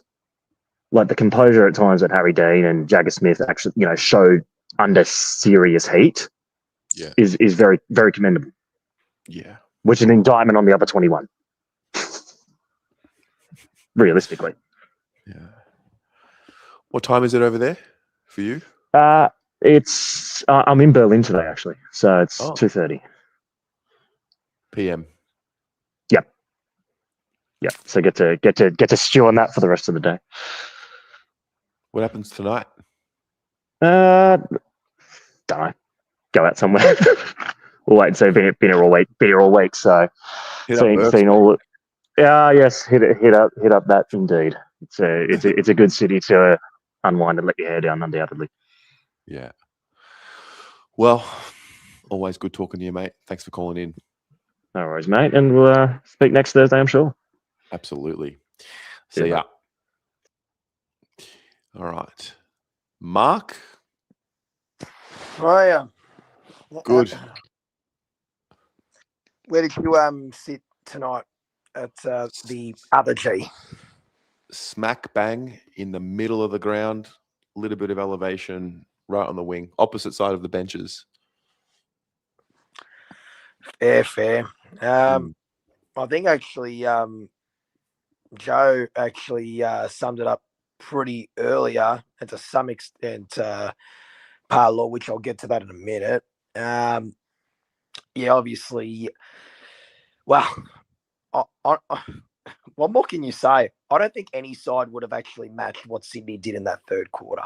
Not even the back-to-back reigning premiers. I mean, I'm sure as good as they are, when you're hot, you are very, very hot. And yeah, that was just extraordinary. That was rare. Very rare. It was special. Oh, well, for them, of course. But you'd also think if it was any other side with the dominance that we had, and to only be 10 points up at halftime, we should have been at least 4 to 5 goals up. And look, we probably still would have been caught, but it probably wouldn't have been the blowout that it did end up being in the end. So that was the deflating part. But of course, as everybody would know, we just cannot, and I mean cannot, afford to lose to Richmond next week. Or, well, I'll get to that part a bit later on, but I'll talk more about the game. Look, good for Jagger Smith to obviously get that first game under the belt, finally, officially. Cooper Lord obviously showed some signs too. Florin did a bit earlier until he obviously decided to punt Heaney in the head, Randy Orton style. And funny enough, Do you think he'll kinda get weeks for woke him that? up. Will he? Do Beg you your reckon he'll pardon? get weeks? Do you think he'll get cited for that? What were they talking? What were they saying on the broadcast? No, see, if anything, it's one thing, like if you obviously go to deliberately kick someone, it's more like when you're trying to run at the footy and then like your shin or knee just accidentally collects his head. I mean, if we're going to cite every single suspension, then, I mean, the game's got another thing coming, really, of how ridiculous it is. So, but look, in saying that, the fight was there early, but scoreboard pressure in this game, as you know, is vital in taking control of the game. And it shades to some extent of last year. I know it's only the one game, but you saw of a stat in the first half, all of last year, plus 118, plus 120 points or so all up. And then the second half, the complete opposite. And we saw that again tonight. So, and then obviously if we start slow, well, we've never really recovered anyway. So you just think, what is it exactly to go from a contested brand to now we're looking to try to add speed? It's going to take time for sure. But at the same time, I think of it this way. Do we, for the first time in a very long time, drop a couple of big names? And I'm talking, fun enough, an almighty captain who has done so much for this club. He did have pretty much one of his worst games I've seen in a long time. Drop Cripps next Thursday. We need to make a big statement. As good as he's been throughout his whole career at our club, right? Mark. The ill-disciplined free kicks that he conceded tonight, barely got himself cited. And Harry, obviously, despite doing his work up the ground, his best work is obviously deep in the goal square. I just think I agree. It was silly. It was lack discipline, and he got caught up in the moment. But I just think we don't need to drop Cripps next week. I think he needs a bit of a. You may laugh, and that's fine. To. You may laugh. You may laugh, and that's fine. But at the same time, you see other clubs make these big, bold statements, and it will shock the whole club to its feet as, all right, which club, mate? Which club dropped their captain after the first game of the season? Not just first game of the season, but it could be at any game at any point. Saw that with Fremantle way back. We've seen it with the Western Bulldogs in particular, to name a couple of sides. Which club dropped their captain after one bad game? In the opening round. Opening round's a different kettle of fish. But sometimes these are things that we've just got to maybe, try to do. I mean, look, I know it won't happen because that's just Carlton. But maybe sometimes it could be the absolute which club dropped their captain after one bad display? Okay, maybe no one. But, that would have been a long time ago. So it's not just a Carlton thing because no other club has done it. I don't know, but that's my view of it. You're going to agree to disagree, but that's fine. We will agree to disagree, mate. But I appreciate you calling in regardless, and I'm going to assume that you will be there next Thursday. Oh, you don't have to assume. Of course I'll be there. Or otherwise, looks like we're done for the year. Yeah. All right, mate. Have a good night. Only Carlton. I can't hear you. Wait. Can you hear me now? I can. Did I just hear someone say we should drop Cripps? No, look, I get his point. Make a statement. Like, I get it. I just think it's too early to drop Cripps. Personally. Bro, I dropped like 10 players before Cripps. As much as I'm sorry, I've lost my voice a bit. As much as he was ill-disciplined, bro, everyone was. Our whole team was. Bro, I don't know why we showed. You know what pissed me off, bro? We didn't really get stuck into Charlie or anyone else until we started losing. That's fake bravado. That's them coping, bro. And we did this last year, I think, against North, maybe. The same thing. We were in the media for not protecting our players or whatever, or the players not standing up for each other. And they started punching all the people. It's fake. It's not real. Yeah. Well, the Swans got under our skin. They started prodding. And yeah. Where were you sitting? Right next to the True Squad, Bay 3. Oh, opposite gotcha. opposite the that old stand. It's a beautiful stadium, by the way. That's the one highlight of the night. Never been to the SCG before. It's pretty cool. Yeah. Too bad Yeah. I'm never coming back here. Yeah, man, my interstate record is 1-6. Maybe stop going to interstate games. Have you thought about that? The one win was Gold Coast 2023. We're down 41. Yeah. So, I mean, hey. Where are you now in this Charlie thing? Because I think we all had a little bit of like energy about it. Are you over it? That's it? Done? Move on? Yeah, no, that's it. Yeah, I think that's it. I don't think it would have been as hyped as if we didn't play him opening round. It's the same thing with like TDK and Jack Silvani. Like, we don't really care about it. Oh, we do, but it's not as big as the Charlie thing because it's not opening round. The AFL marketed it well. Also, Charlie's a bum.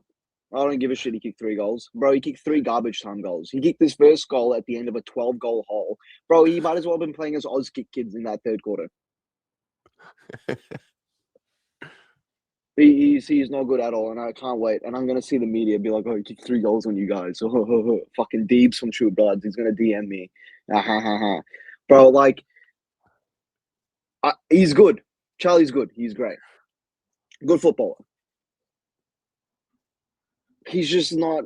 I feel like he's not as good as people think he is right now, especially after that game, because they'll use that game as an example. And Sydney are not a top 4 team.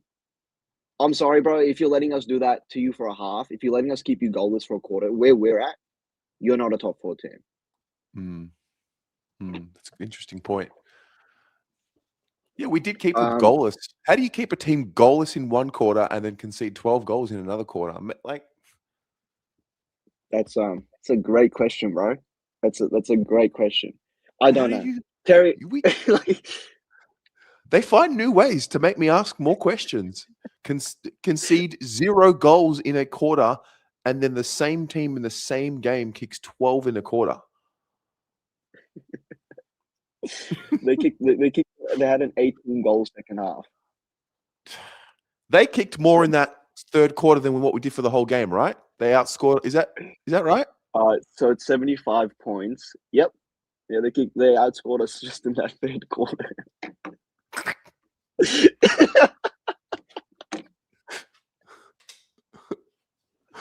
No, it's not even. I'm not even mad. Like, I'm not even mad anymore. Like, you know, I don't know if I'm gonna sound stupid for saying this. I believed at halftime. I believe. I don't have a voice because I believe. When Pito kicked his goal, I was so excited for him and for us. I was, but then my voice got a real break because I didn't talk much in the second half. Oh, I was still talking. I was still calling Charlie a bum. Every time he was in that call. But you know that goal he kicked and he turned around and faced the crowd? I was like, there. I was like second, third row. I mean, he probably shushed me. But I don't like how it's the same thing, right? I thought this year, and I was in a back, and I'm still back in the club, right? Like, I know everyone's losing their minds. Drop Cripps, sack Boss. I still trust the process. It's just very hard to do it after a game like that. Yeah. Realistically, we were never really anywhere near favorites for that game, or even like an underdog. We were beyond the underdog, bro. We haven't won at the SCG in like 10 years. I have never seen us. I'm 20 years old. I've never seen us win at the SCG. No. So I'm pretty sure that the stats like we won twice since 1993. So we were like, it's not just like this year was different. It was just always never going to go our way. But it's the hope that kills you. Yeah. It's the hope. Every time. It's true. Yeah. It's true. Well, at least footy's back. And let's just see how they move forward with it. One of the biggest tests for Carlton is always about how you react when you lose. I mean, you know, they did a pretty good job of building up the season and talking in truths and doing all the things and saying all the things we want to hear, and, you know, doing well in connecting with the fan base and, you know, accepting the feedback. And so let's just see. That's all we can do. Can't get stuck in the mud. Just got to move on with it.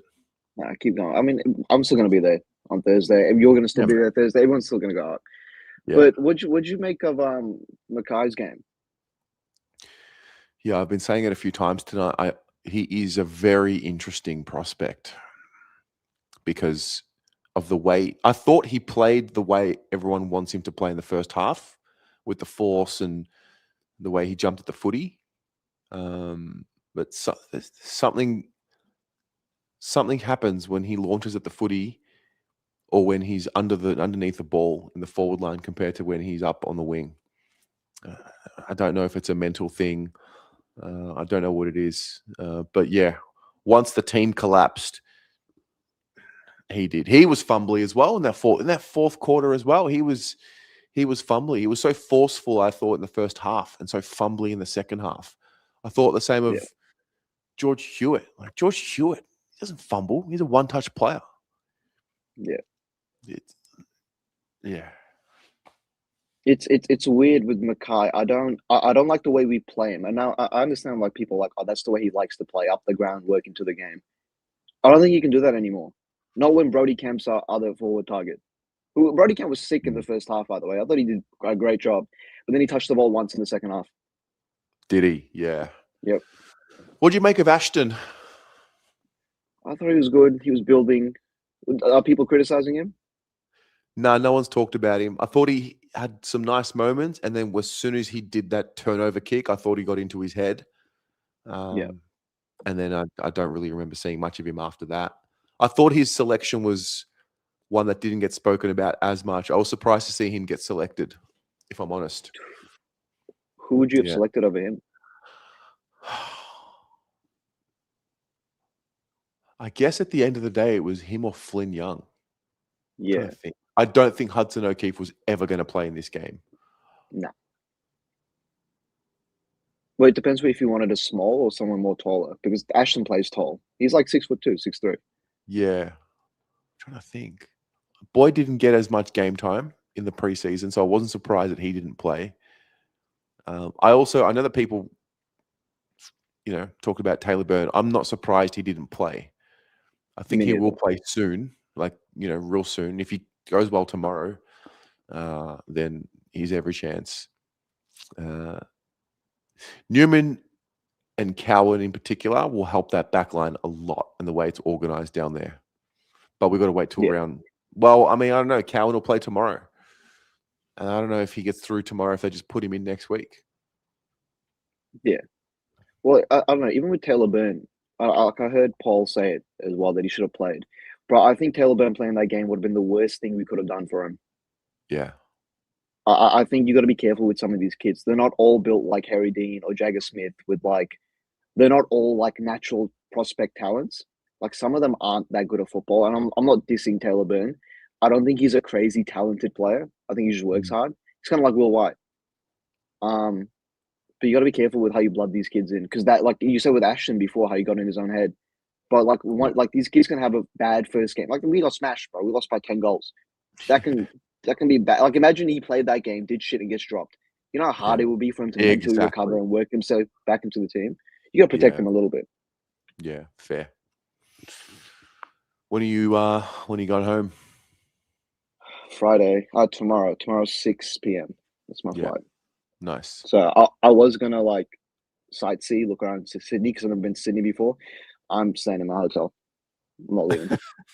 Fuck that, bro. Fuck that. Yeah. Yuck. Oh well. All right, man. I'll speak to you soon. Done. Catch you. All right. Dionysios.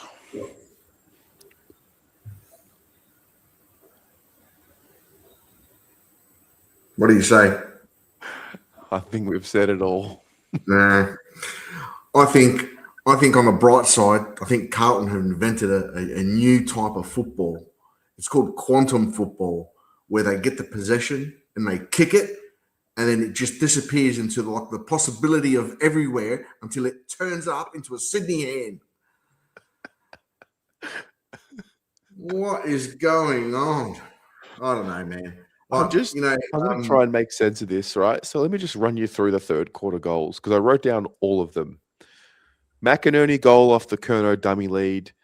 Yeah. McInerney straight away, 2 in a row. Lewis Young gave up the mark to Logan McDonald. That's right. Logan McDonald goal. Campbell Chesser gave too much space. Oh, the Errol Goulden kick in. And then Errol Goulden, it was an end-to-end goal. Then the end-to-end goal with Isaac Heaney. That was brilliant. Then there was the Ashton turnover. That was Charlie's first goal. Yeah. Then it went all in. Then Amadi from 52. Yeah, that's when we gave away the free kick in the middle. Righto. See, for me, watching it, for me, the turnover, like the point of the game, like you know how they say like football is a game of minutes, right? Yeah. And that every minute you have to like put yourself out there to fight. So you know what I mean?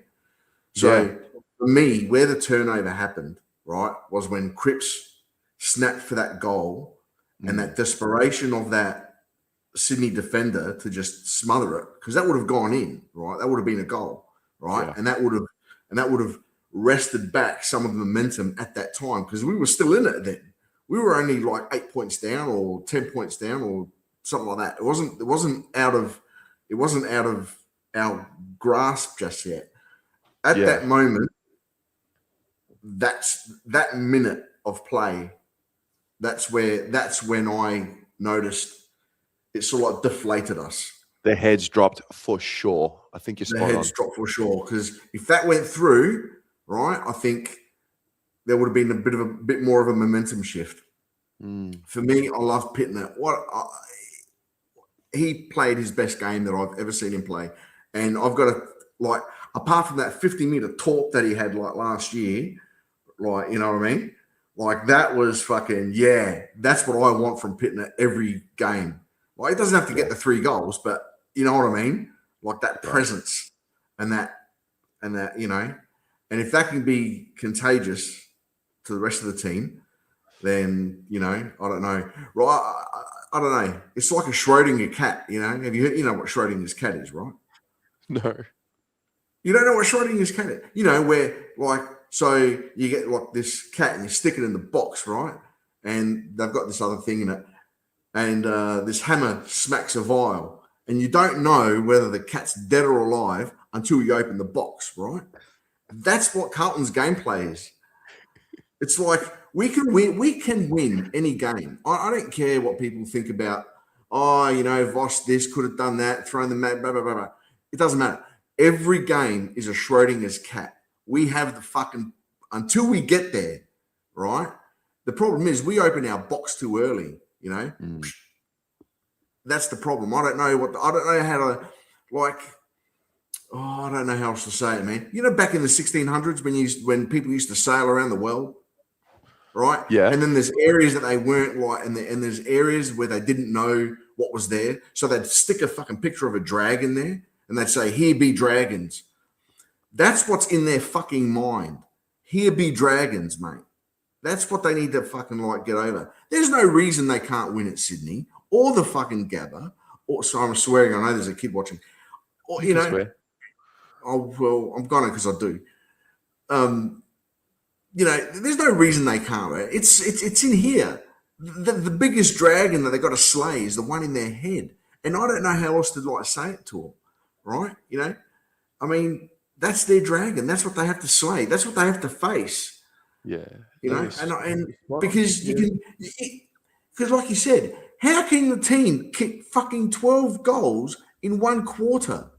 At what point did they all like wonder? Did they all like just say, "Oh, look, there's the off switch. We'll just flick that and then play football"? What happened? Yeah, it was a real display of the wills, the mentality of both teams. Like Sydney, they had this killer instinct about them, plus their fitness or whatever you call that. Their fitness, their speed, and their timing, and their mentality to want to put the foot down. Imagine being a Sydney fan watching that. That would have been the most electric. I mean, I remember 2022 when we were kicking 7 or 8 goals in a quarter. And I'm thinking, wow, we are lethal. Right. I know. And I see the potential in this team. I really do. Yeah. I really don't think it's Voss, and I don't think it's the training or whatever. The one glaring thing that I think that we've missed out on our preseason though is the stamina, the run. Like we looked fucking beat. We looked like fucking like we were all peg legs, mate. We all had extra legs. Like, you know, I don't know what I don't know. Like we just looked so slow compared to them, right? Yeah. But to their benefit, also they also played far cleaner football after half time.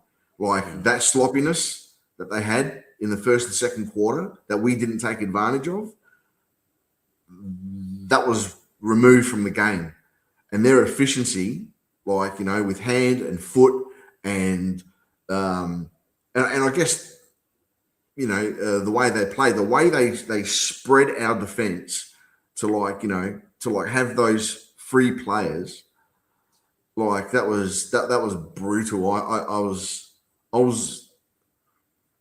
I don't know, man. We got to stop playing quantum football, dude. Haven't heard that one before. I like it. It's true. It's true. They kick the ball and it's sort of like they can go anywhere, right? And then reality collapses, and then they realize that the ball's in the hand of the Sydney player, and then it's like, oh, we got to go get it. It's crazy. I don't know. I just don't know. Yeah. Having said that, I think a little while ago I said we got the first 4 games 4-0, 4-0. Yeah. Well, thanks a lot, Blues. Yeah. Next week, mate. Always. As always, next week. Next week. Thanks for calling in, mate. All right. Travis. How are you, Terry? Mate, I'm well. How are you doing? I'm all right. I'm all right. It's the funny thing with me, being a Carlton supporter myself. I've come to sort of learn a lesson. I've learnt this lesson ever since, taught this for myself ever since the final round of 2022 against Collingwood, where we coughed up that game at 3/4 time. And I didn't let football get to me. Yeah. I learned to sort of cut myself off from all the footy socials, and I just didn't want it to, get the better of me. And to this day, it's still pretty much it. And, you know, tonight's result, like, it doesn't. If you ask me, like, whether it would have got to me if I saw a result like this, exactly like this in 2022 at the beginning of that year, or maybe the years before, I would have probably, you know, like, been super emotional about it and whatnot.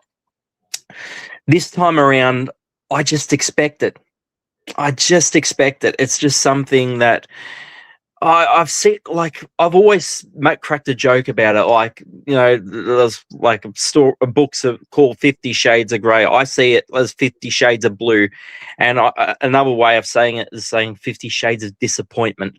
Like, I've got to experience all kinds of disappointment as a Carlton supporter. The only one I'm yet to see is a grand final loss. So I reckon I'll see that before a grand final win. I think that's just something I'm to expect. But anyway, yeah, with this match tonight, I'm overall, in terms of this season, you can argue whether I'd be relatively more pessimistic than a realist. But tonight's match, you know, it's only opening round, and yeah, it's not. Well, I expected us to lose, but it's, yeah, as everyone else has been sort of alluding to, it's more so how we lost that obviously adds a bit more weight to everything that's, you know, all that we're thinking and all that we're feeling and where the team currently is situated. And it's like, as for me, I feel more numb than sort of disappointed or hurt. I've taught myself to be a little more numb and not let it get to me. But yeah, being a Carlton supporter, you could tell these two clubs, Sydney and Carlton, you could tell that they've kind of swapped positions between the two centuries. Sydney, South Melbourne used to, they had a huge drought up to 2005, not winning a flag. And we're starting to be in that position now. You could see the difference in the establishments. With Sydney, they're so well run. They are so well run, like from top to bottom. They're in with the times. They're all like, the team's so stable year in, year out. They're always making the finals. They might here and there miss a year, but the hunger is forever there. No matter who walks in through those doors, there's a system, a well-established system. And then you look at Carlton, and there is something I do notice about this club.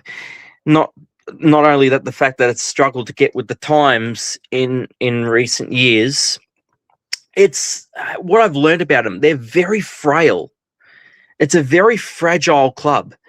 If everything doesn't click, if one thing doesn't click, everything else falls apart. Everything has to click.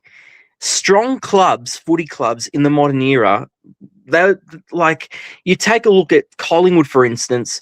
It was a few years ago, they had many off-field issues, but they fought against those adversities and succeeded on the field. You have Sydney that are well established off the field. You have Geelong, which know how to develop their young talent, and Hawthorn, which, they stick to their process, as Joe said at the beginning, like looking at Hawthorn, Sam Mitchell and that. These strong clubs in the modern era, they know that, they plan it very well. That there's a proper system and there's proper establishment to everything. Whereas with Carlton, it's all over the place. And every single year where we've struggled, there's one thing that we notice that's glaringly wrong, that leads to everything else falling apart. It's like when you punch one part of a mirror, the whole thing shatters. It's just really interesting point. Yeah, it's the bit where you said there around some clubs have off-field things and they just get on with it on the field. I mean, when Brisbane won the premiership, was it last year or the year before? No, last year. They started the off-season with the Vegas scandal and this and that, and they just got it, they just got on with it. I reckon Collingwood, what was it? The year they won the flag, I reckon there might have been the racist report, start of the year. It's a really interesting point you make there. Yeah, they have these issues, and they know who is they leave it to certain areas of the club to be responsible in handling it, and the players be the players, the coaches be the coaches. The teams are so well run. They know where to put their priorities, and that's where I feel like we do struggle a little bit. We, as you said earlier, there's an obligation to sort of communicate with the media, with the case with Voss and the players and that. And it's just, I don't think they know how to handle it very well. They will get those repeated questions, and I feel like every time they get those questions repeated to them, they feel more and more in pressure, and it just comes to a point where they will break, they'll crumble. This is a club that, as I've said for years, can't handle expectation. When there is expected something to change or to improve or whatnot, they just don't seem to handle it very well. They're still, they break very easy. They're very frail. And I don't know if it's something that's going to change. Obviously, I've been praying for this change for years, but I just don't think it's going to take a year, and it's going to take a little while longer for it to improve a bit further. No one wants to hear it, but it's going to take more time than what we've already waited. So, it's a really interesting point, mate. Appreciate you calling in and sharing that. No worries, Terry. Thanks, yeah, mate. I'll let you talk to a few more people. Go Blues. See you, mate. All right. Cal. Hey, mate. Hello there, Kez. How are you? Oh, my God. This is not fucking good for my mental health issues, this shit that we do. Oh, my God. Really don't know. Where were you watching tonight? On the TV, on KO at home in Hobart. But the only thing that's on my list that no one else has brought up is that I just happen to have been at the last two SCG games that we beat Sydney. So was that 2017 and 2011? It was 2011 and 2019. 2019, sorry. Yeah. Yeah, so I just happen to be at those two, and they're the only two games that I've seen Carlton win outside of Melbourne too. So, wow. Yeah, so I've seen them play the Giants up in Sydney and Brisbane a couple of times in Brisbane, but they're the only ones outside of, and of course, North Melbourne down here in Hobart and Hawthorn and Launceston, but we lost all of them. Yeah. Anyway, I'm agreeing with a couple of people. You bloke from Brooklyn, I can't remember his name. Pito, what a fucking star.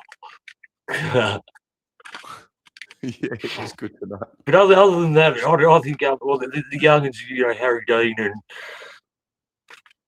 and Jagger Smith were great too. But other than that, we were pretty crap. Yeah. Well, we got shown the level. That's for sure. And they might not even be the best team in the comp this year. They might be one of. We definitely got. There's a comment here which I think is absolutely spot on. Our game plan it's centered around pressure, and once the pressure stopped, it's all over. 38 tackles. So. Yep, for sure. Yep. I agree. Yeah. Anyway, mate, thank you very much for calling in. No worries, and I'll see you next week because I'll be at the game. Awesome. Thanks, mate. No worries. Aiden. Terry. 1 a.m. Wow, it's a 1 a.m. gang. Yeah, I think the last time we did something like this was the Elim final against Brisbane. I'm going to fall asleep. What'd you think, mate? Tell me, what'd you see? Probably the worst third quarter performance I've probably seen in.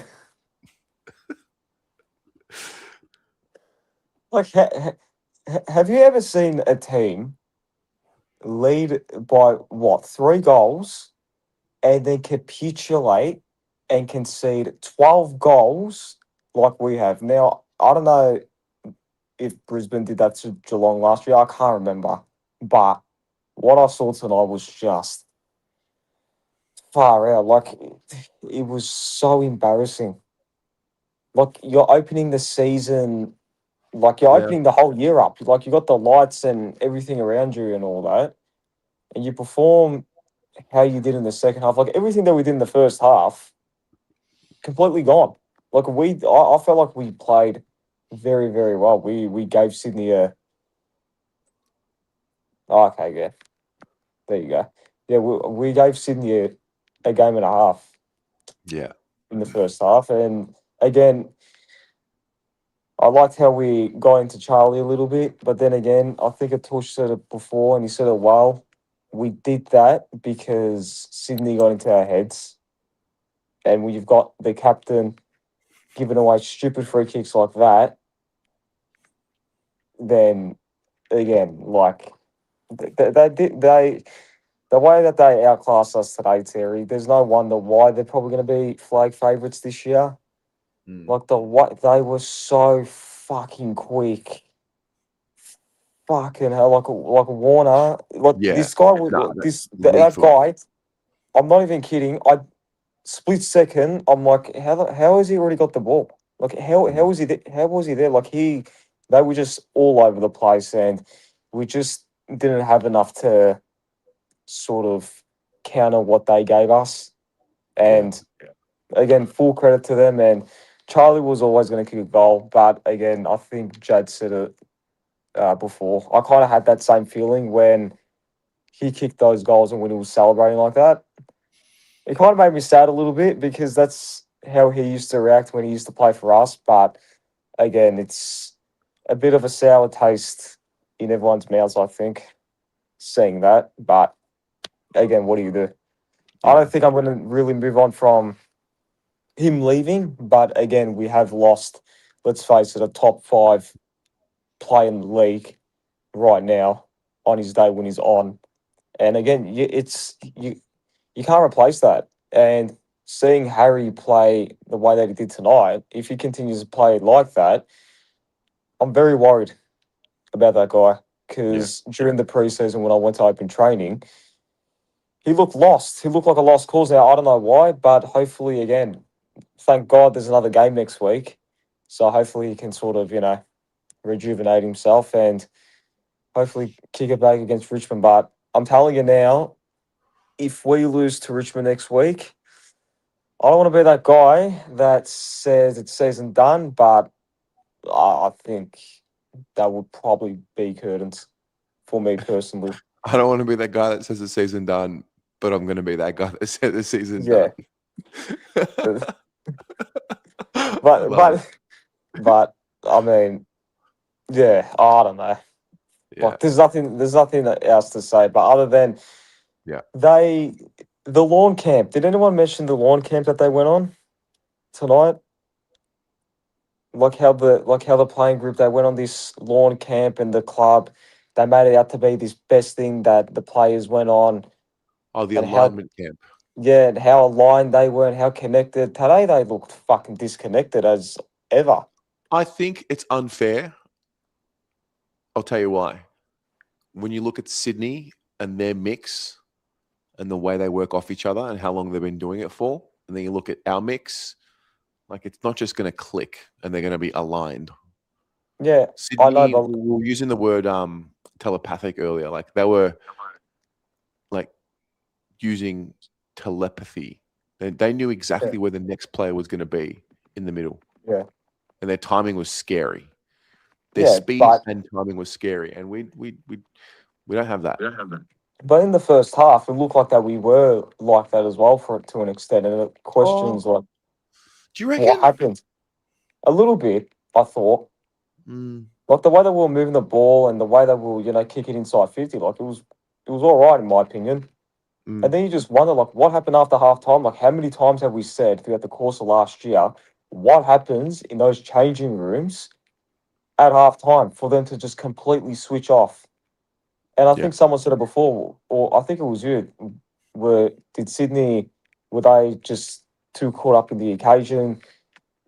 Is that why they were too fumbly? But then they reset halftime, and as they always do against us, they just click and they end up killing us off the bat. And we, again, have nothing to do to counter that. But again, what are your thoughts on Voss and how we did things tonight?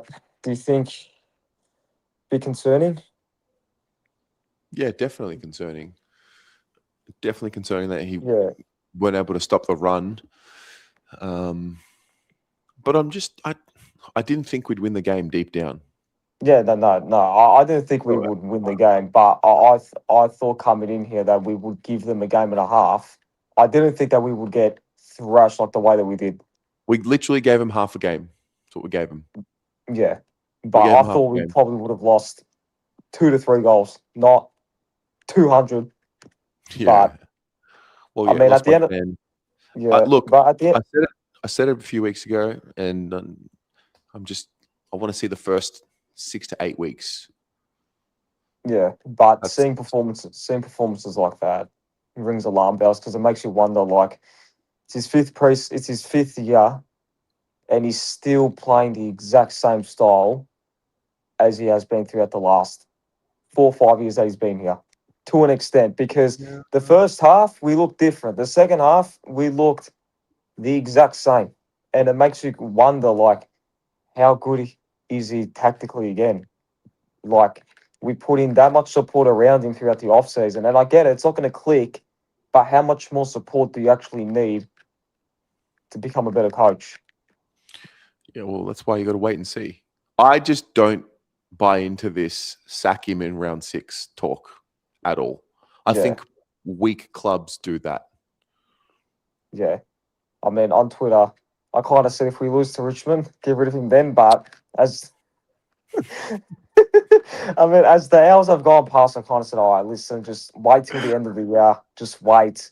Because if you sack him after round 1, heading into round 3 bye, fuck. We're fucked. But I don't know, man. All right, man. I'll speak to you soon. Right. Well done. See ya. All right, let's wrap it up. I've got a few of you left. Let's be very quick.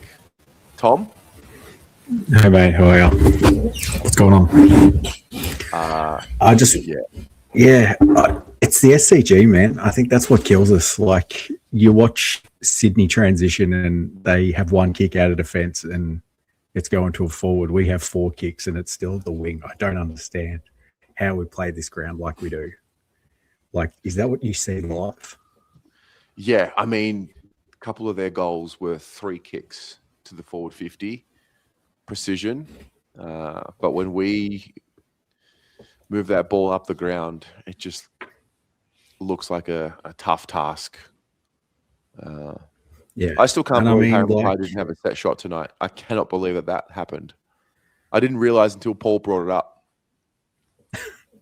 Yeah, there was a few things that were like I couldn't tell you how many intercepts Wiedering had. I feel like he was too concerned about taking care of the back line around him today that he couldn't really play his natural game, and I think that sort of hurt us a bit with the way we set up defensively. And obviously Newman and Cowan coming back will help that. But yeah, I just think Sydney weren't afraid to make mistakes in that first half, and then they made the mistakes and we got a few turnovers, but we made mistakes in the first half, and then in the second half we're afraid to make those mistakes, and I think that's what in the end kind of cost us. But yeah, it's disheartening start to the season, but we've got 22 games. There's some happiness coming, hopefully. Yeah. See you next Thursday, eh? Yeah, well, I'll be there. All right, man. Take it easy. Have a good man. See ya. You too. Vinny, I'm wrapping up, mate. It's 1 o'clock in the morning. Where have you been? Lewis, short and sharp. Let's do it.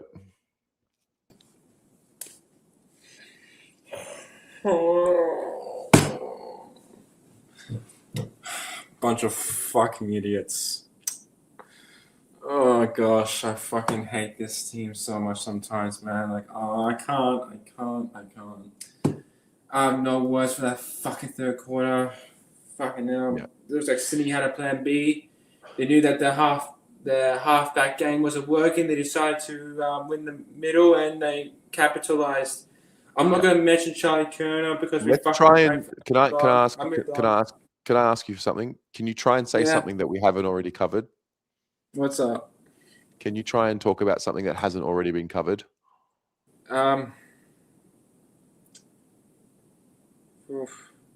It's gonna be hard because I feel like everyone has talked about. Yeah, because I just think we've spoken about the third quarter. Yeah, we get it. I mean, I think the fact that we didn't give it effort in the fourth quarter just to try and play it out, that is something that like no one's been brought it up. I felt like we just gave up when Sydney kicked. Like when the third quarter wrapped up, I felt like the players mentally was not there at all. I mean, it's just mentally draining. The same old shit. It's different year. I'm actually fucking fed up because it kills me every single time. Fed up. It's one game, man. Team players, man, that can't play. McGovern can't play. And you know what? You always say Lewis Young. Don't worry, Lewis. Lewis Young is a good player. Like, give him some time. No, I'm not giving him fucking any time. I wish Dirksen was playing. I've always said that he deserved to play round one, opening Do you round. really He didn't think play. things would have been much different if Dirksen had played tonight instead of Lewis Young? I actually don't think Lewis Young was that bad. To be honest, like, it's not the fact that Lewis, I would have done anything. It's the fact that we play players that have no impact whatsoever, and we keep playing the players that make the same silly mistakes. Like, honestly, McGovern also made so much stupid mistakes. Who would you have played instead of McGovern?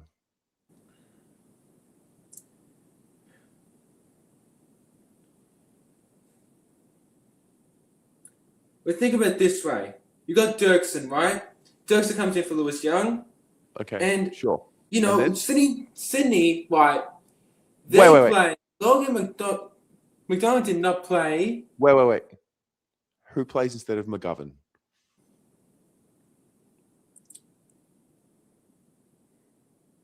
To be honest, I'm going to play Jordan Boyd.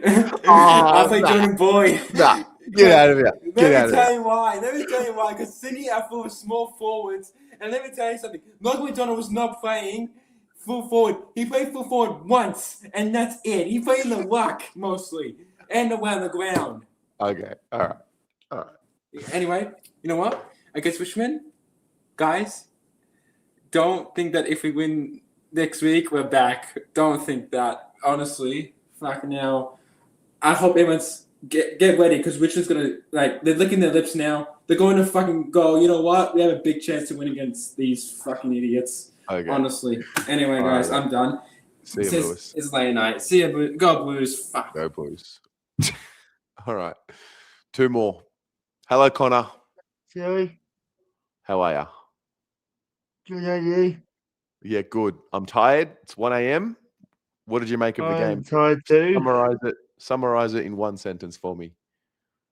Oh shit. I thought when we kept off the game, it was very intense. Yes. As was thinking of how Curnow did on his own old team. Man, that was a very good day for comeback, but not as much as I was hoping for. But it was a good one, but not as much as I was hoping for. Until the last quarter, it was just coming to an end. Yeah. Love it. So Thanks for calling in, my hopefully friend. we'll do better next week. Absolutely. Thanks, Connor. See ya. Toby, let's finish us up, mate. Hey, Tez. Yeah, well done for a long night tonight, Matt. You've gone through a lot of people. So I'll be short and quick for you. Yeah. What more can we say, Matt? Like, we got to stick with our boys, but that was a tough watch, and hard to watch. But look, yeah, thought we started off magnificently. First two quarters, great. Yeah. Then we just lost our legs. We didn't have the run. We didn't talk. We didn't communicate. I thought we didn't communicate too well in the back line. And, yeah, as people have said about Cribber, giving away those silly free kicks as our leader, you can't be doing that. I'm sorry. But leadership, you put your head down, you forget about it, you move on to the next contest. Would you agree? I think Patrick Cripps knows exactly how to rectify that situation, personally. So absolutely. Love it. Toby, thank you very much, my friend. See you, Tez. Go Blues. Go Blues. All right. Let's wrap it up. It's 1 a.m. It's Friday. That's the fan cams. Welcome back to the AFL season. Vinny, message me next time before the game. I'll send you the link. I usually just put the link in the live chat throughout the evening. So if you want to jump in, just get in touch with me. Otherwise, we'll leave it there, guys. I appreciate you tuning in. Not a good start to the season, but it's done now. So we will review it over the next few days. The ratings will be happening. I think we're going to do it on Sunday morning. So that's going to be an interesting change up just for this week because we've got the back-to-back Thursday games. So anyway, much love to everyone. Thanks again. Go Blues.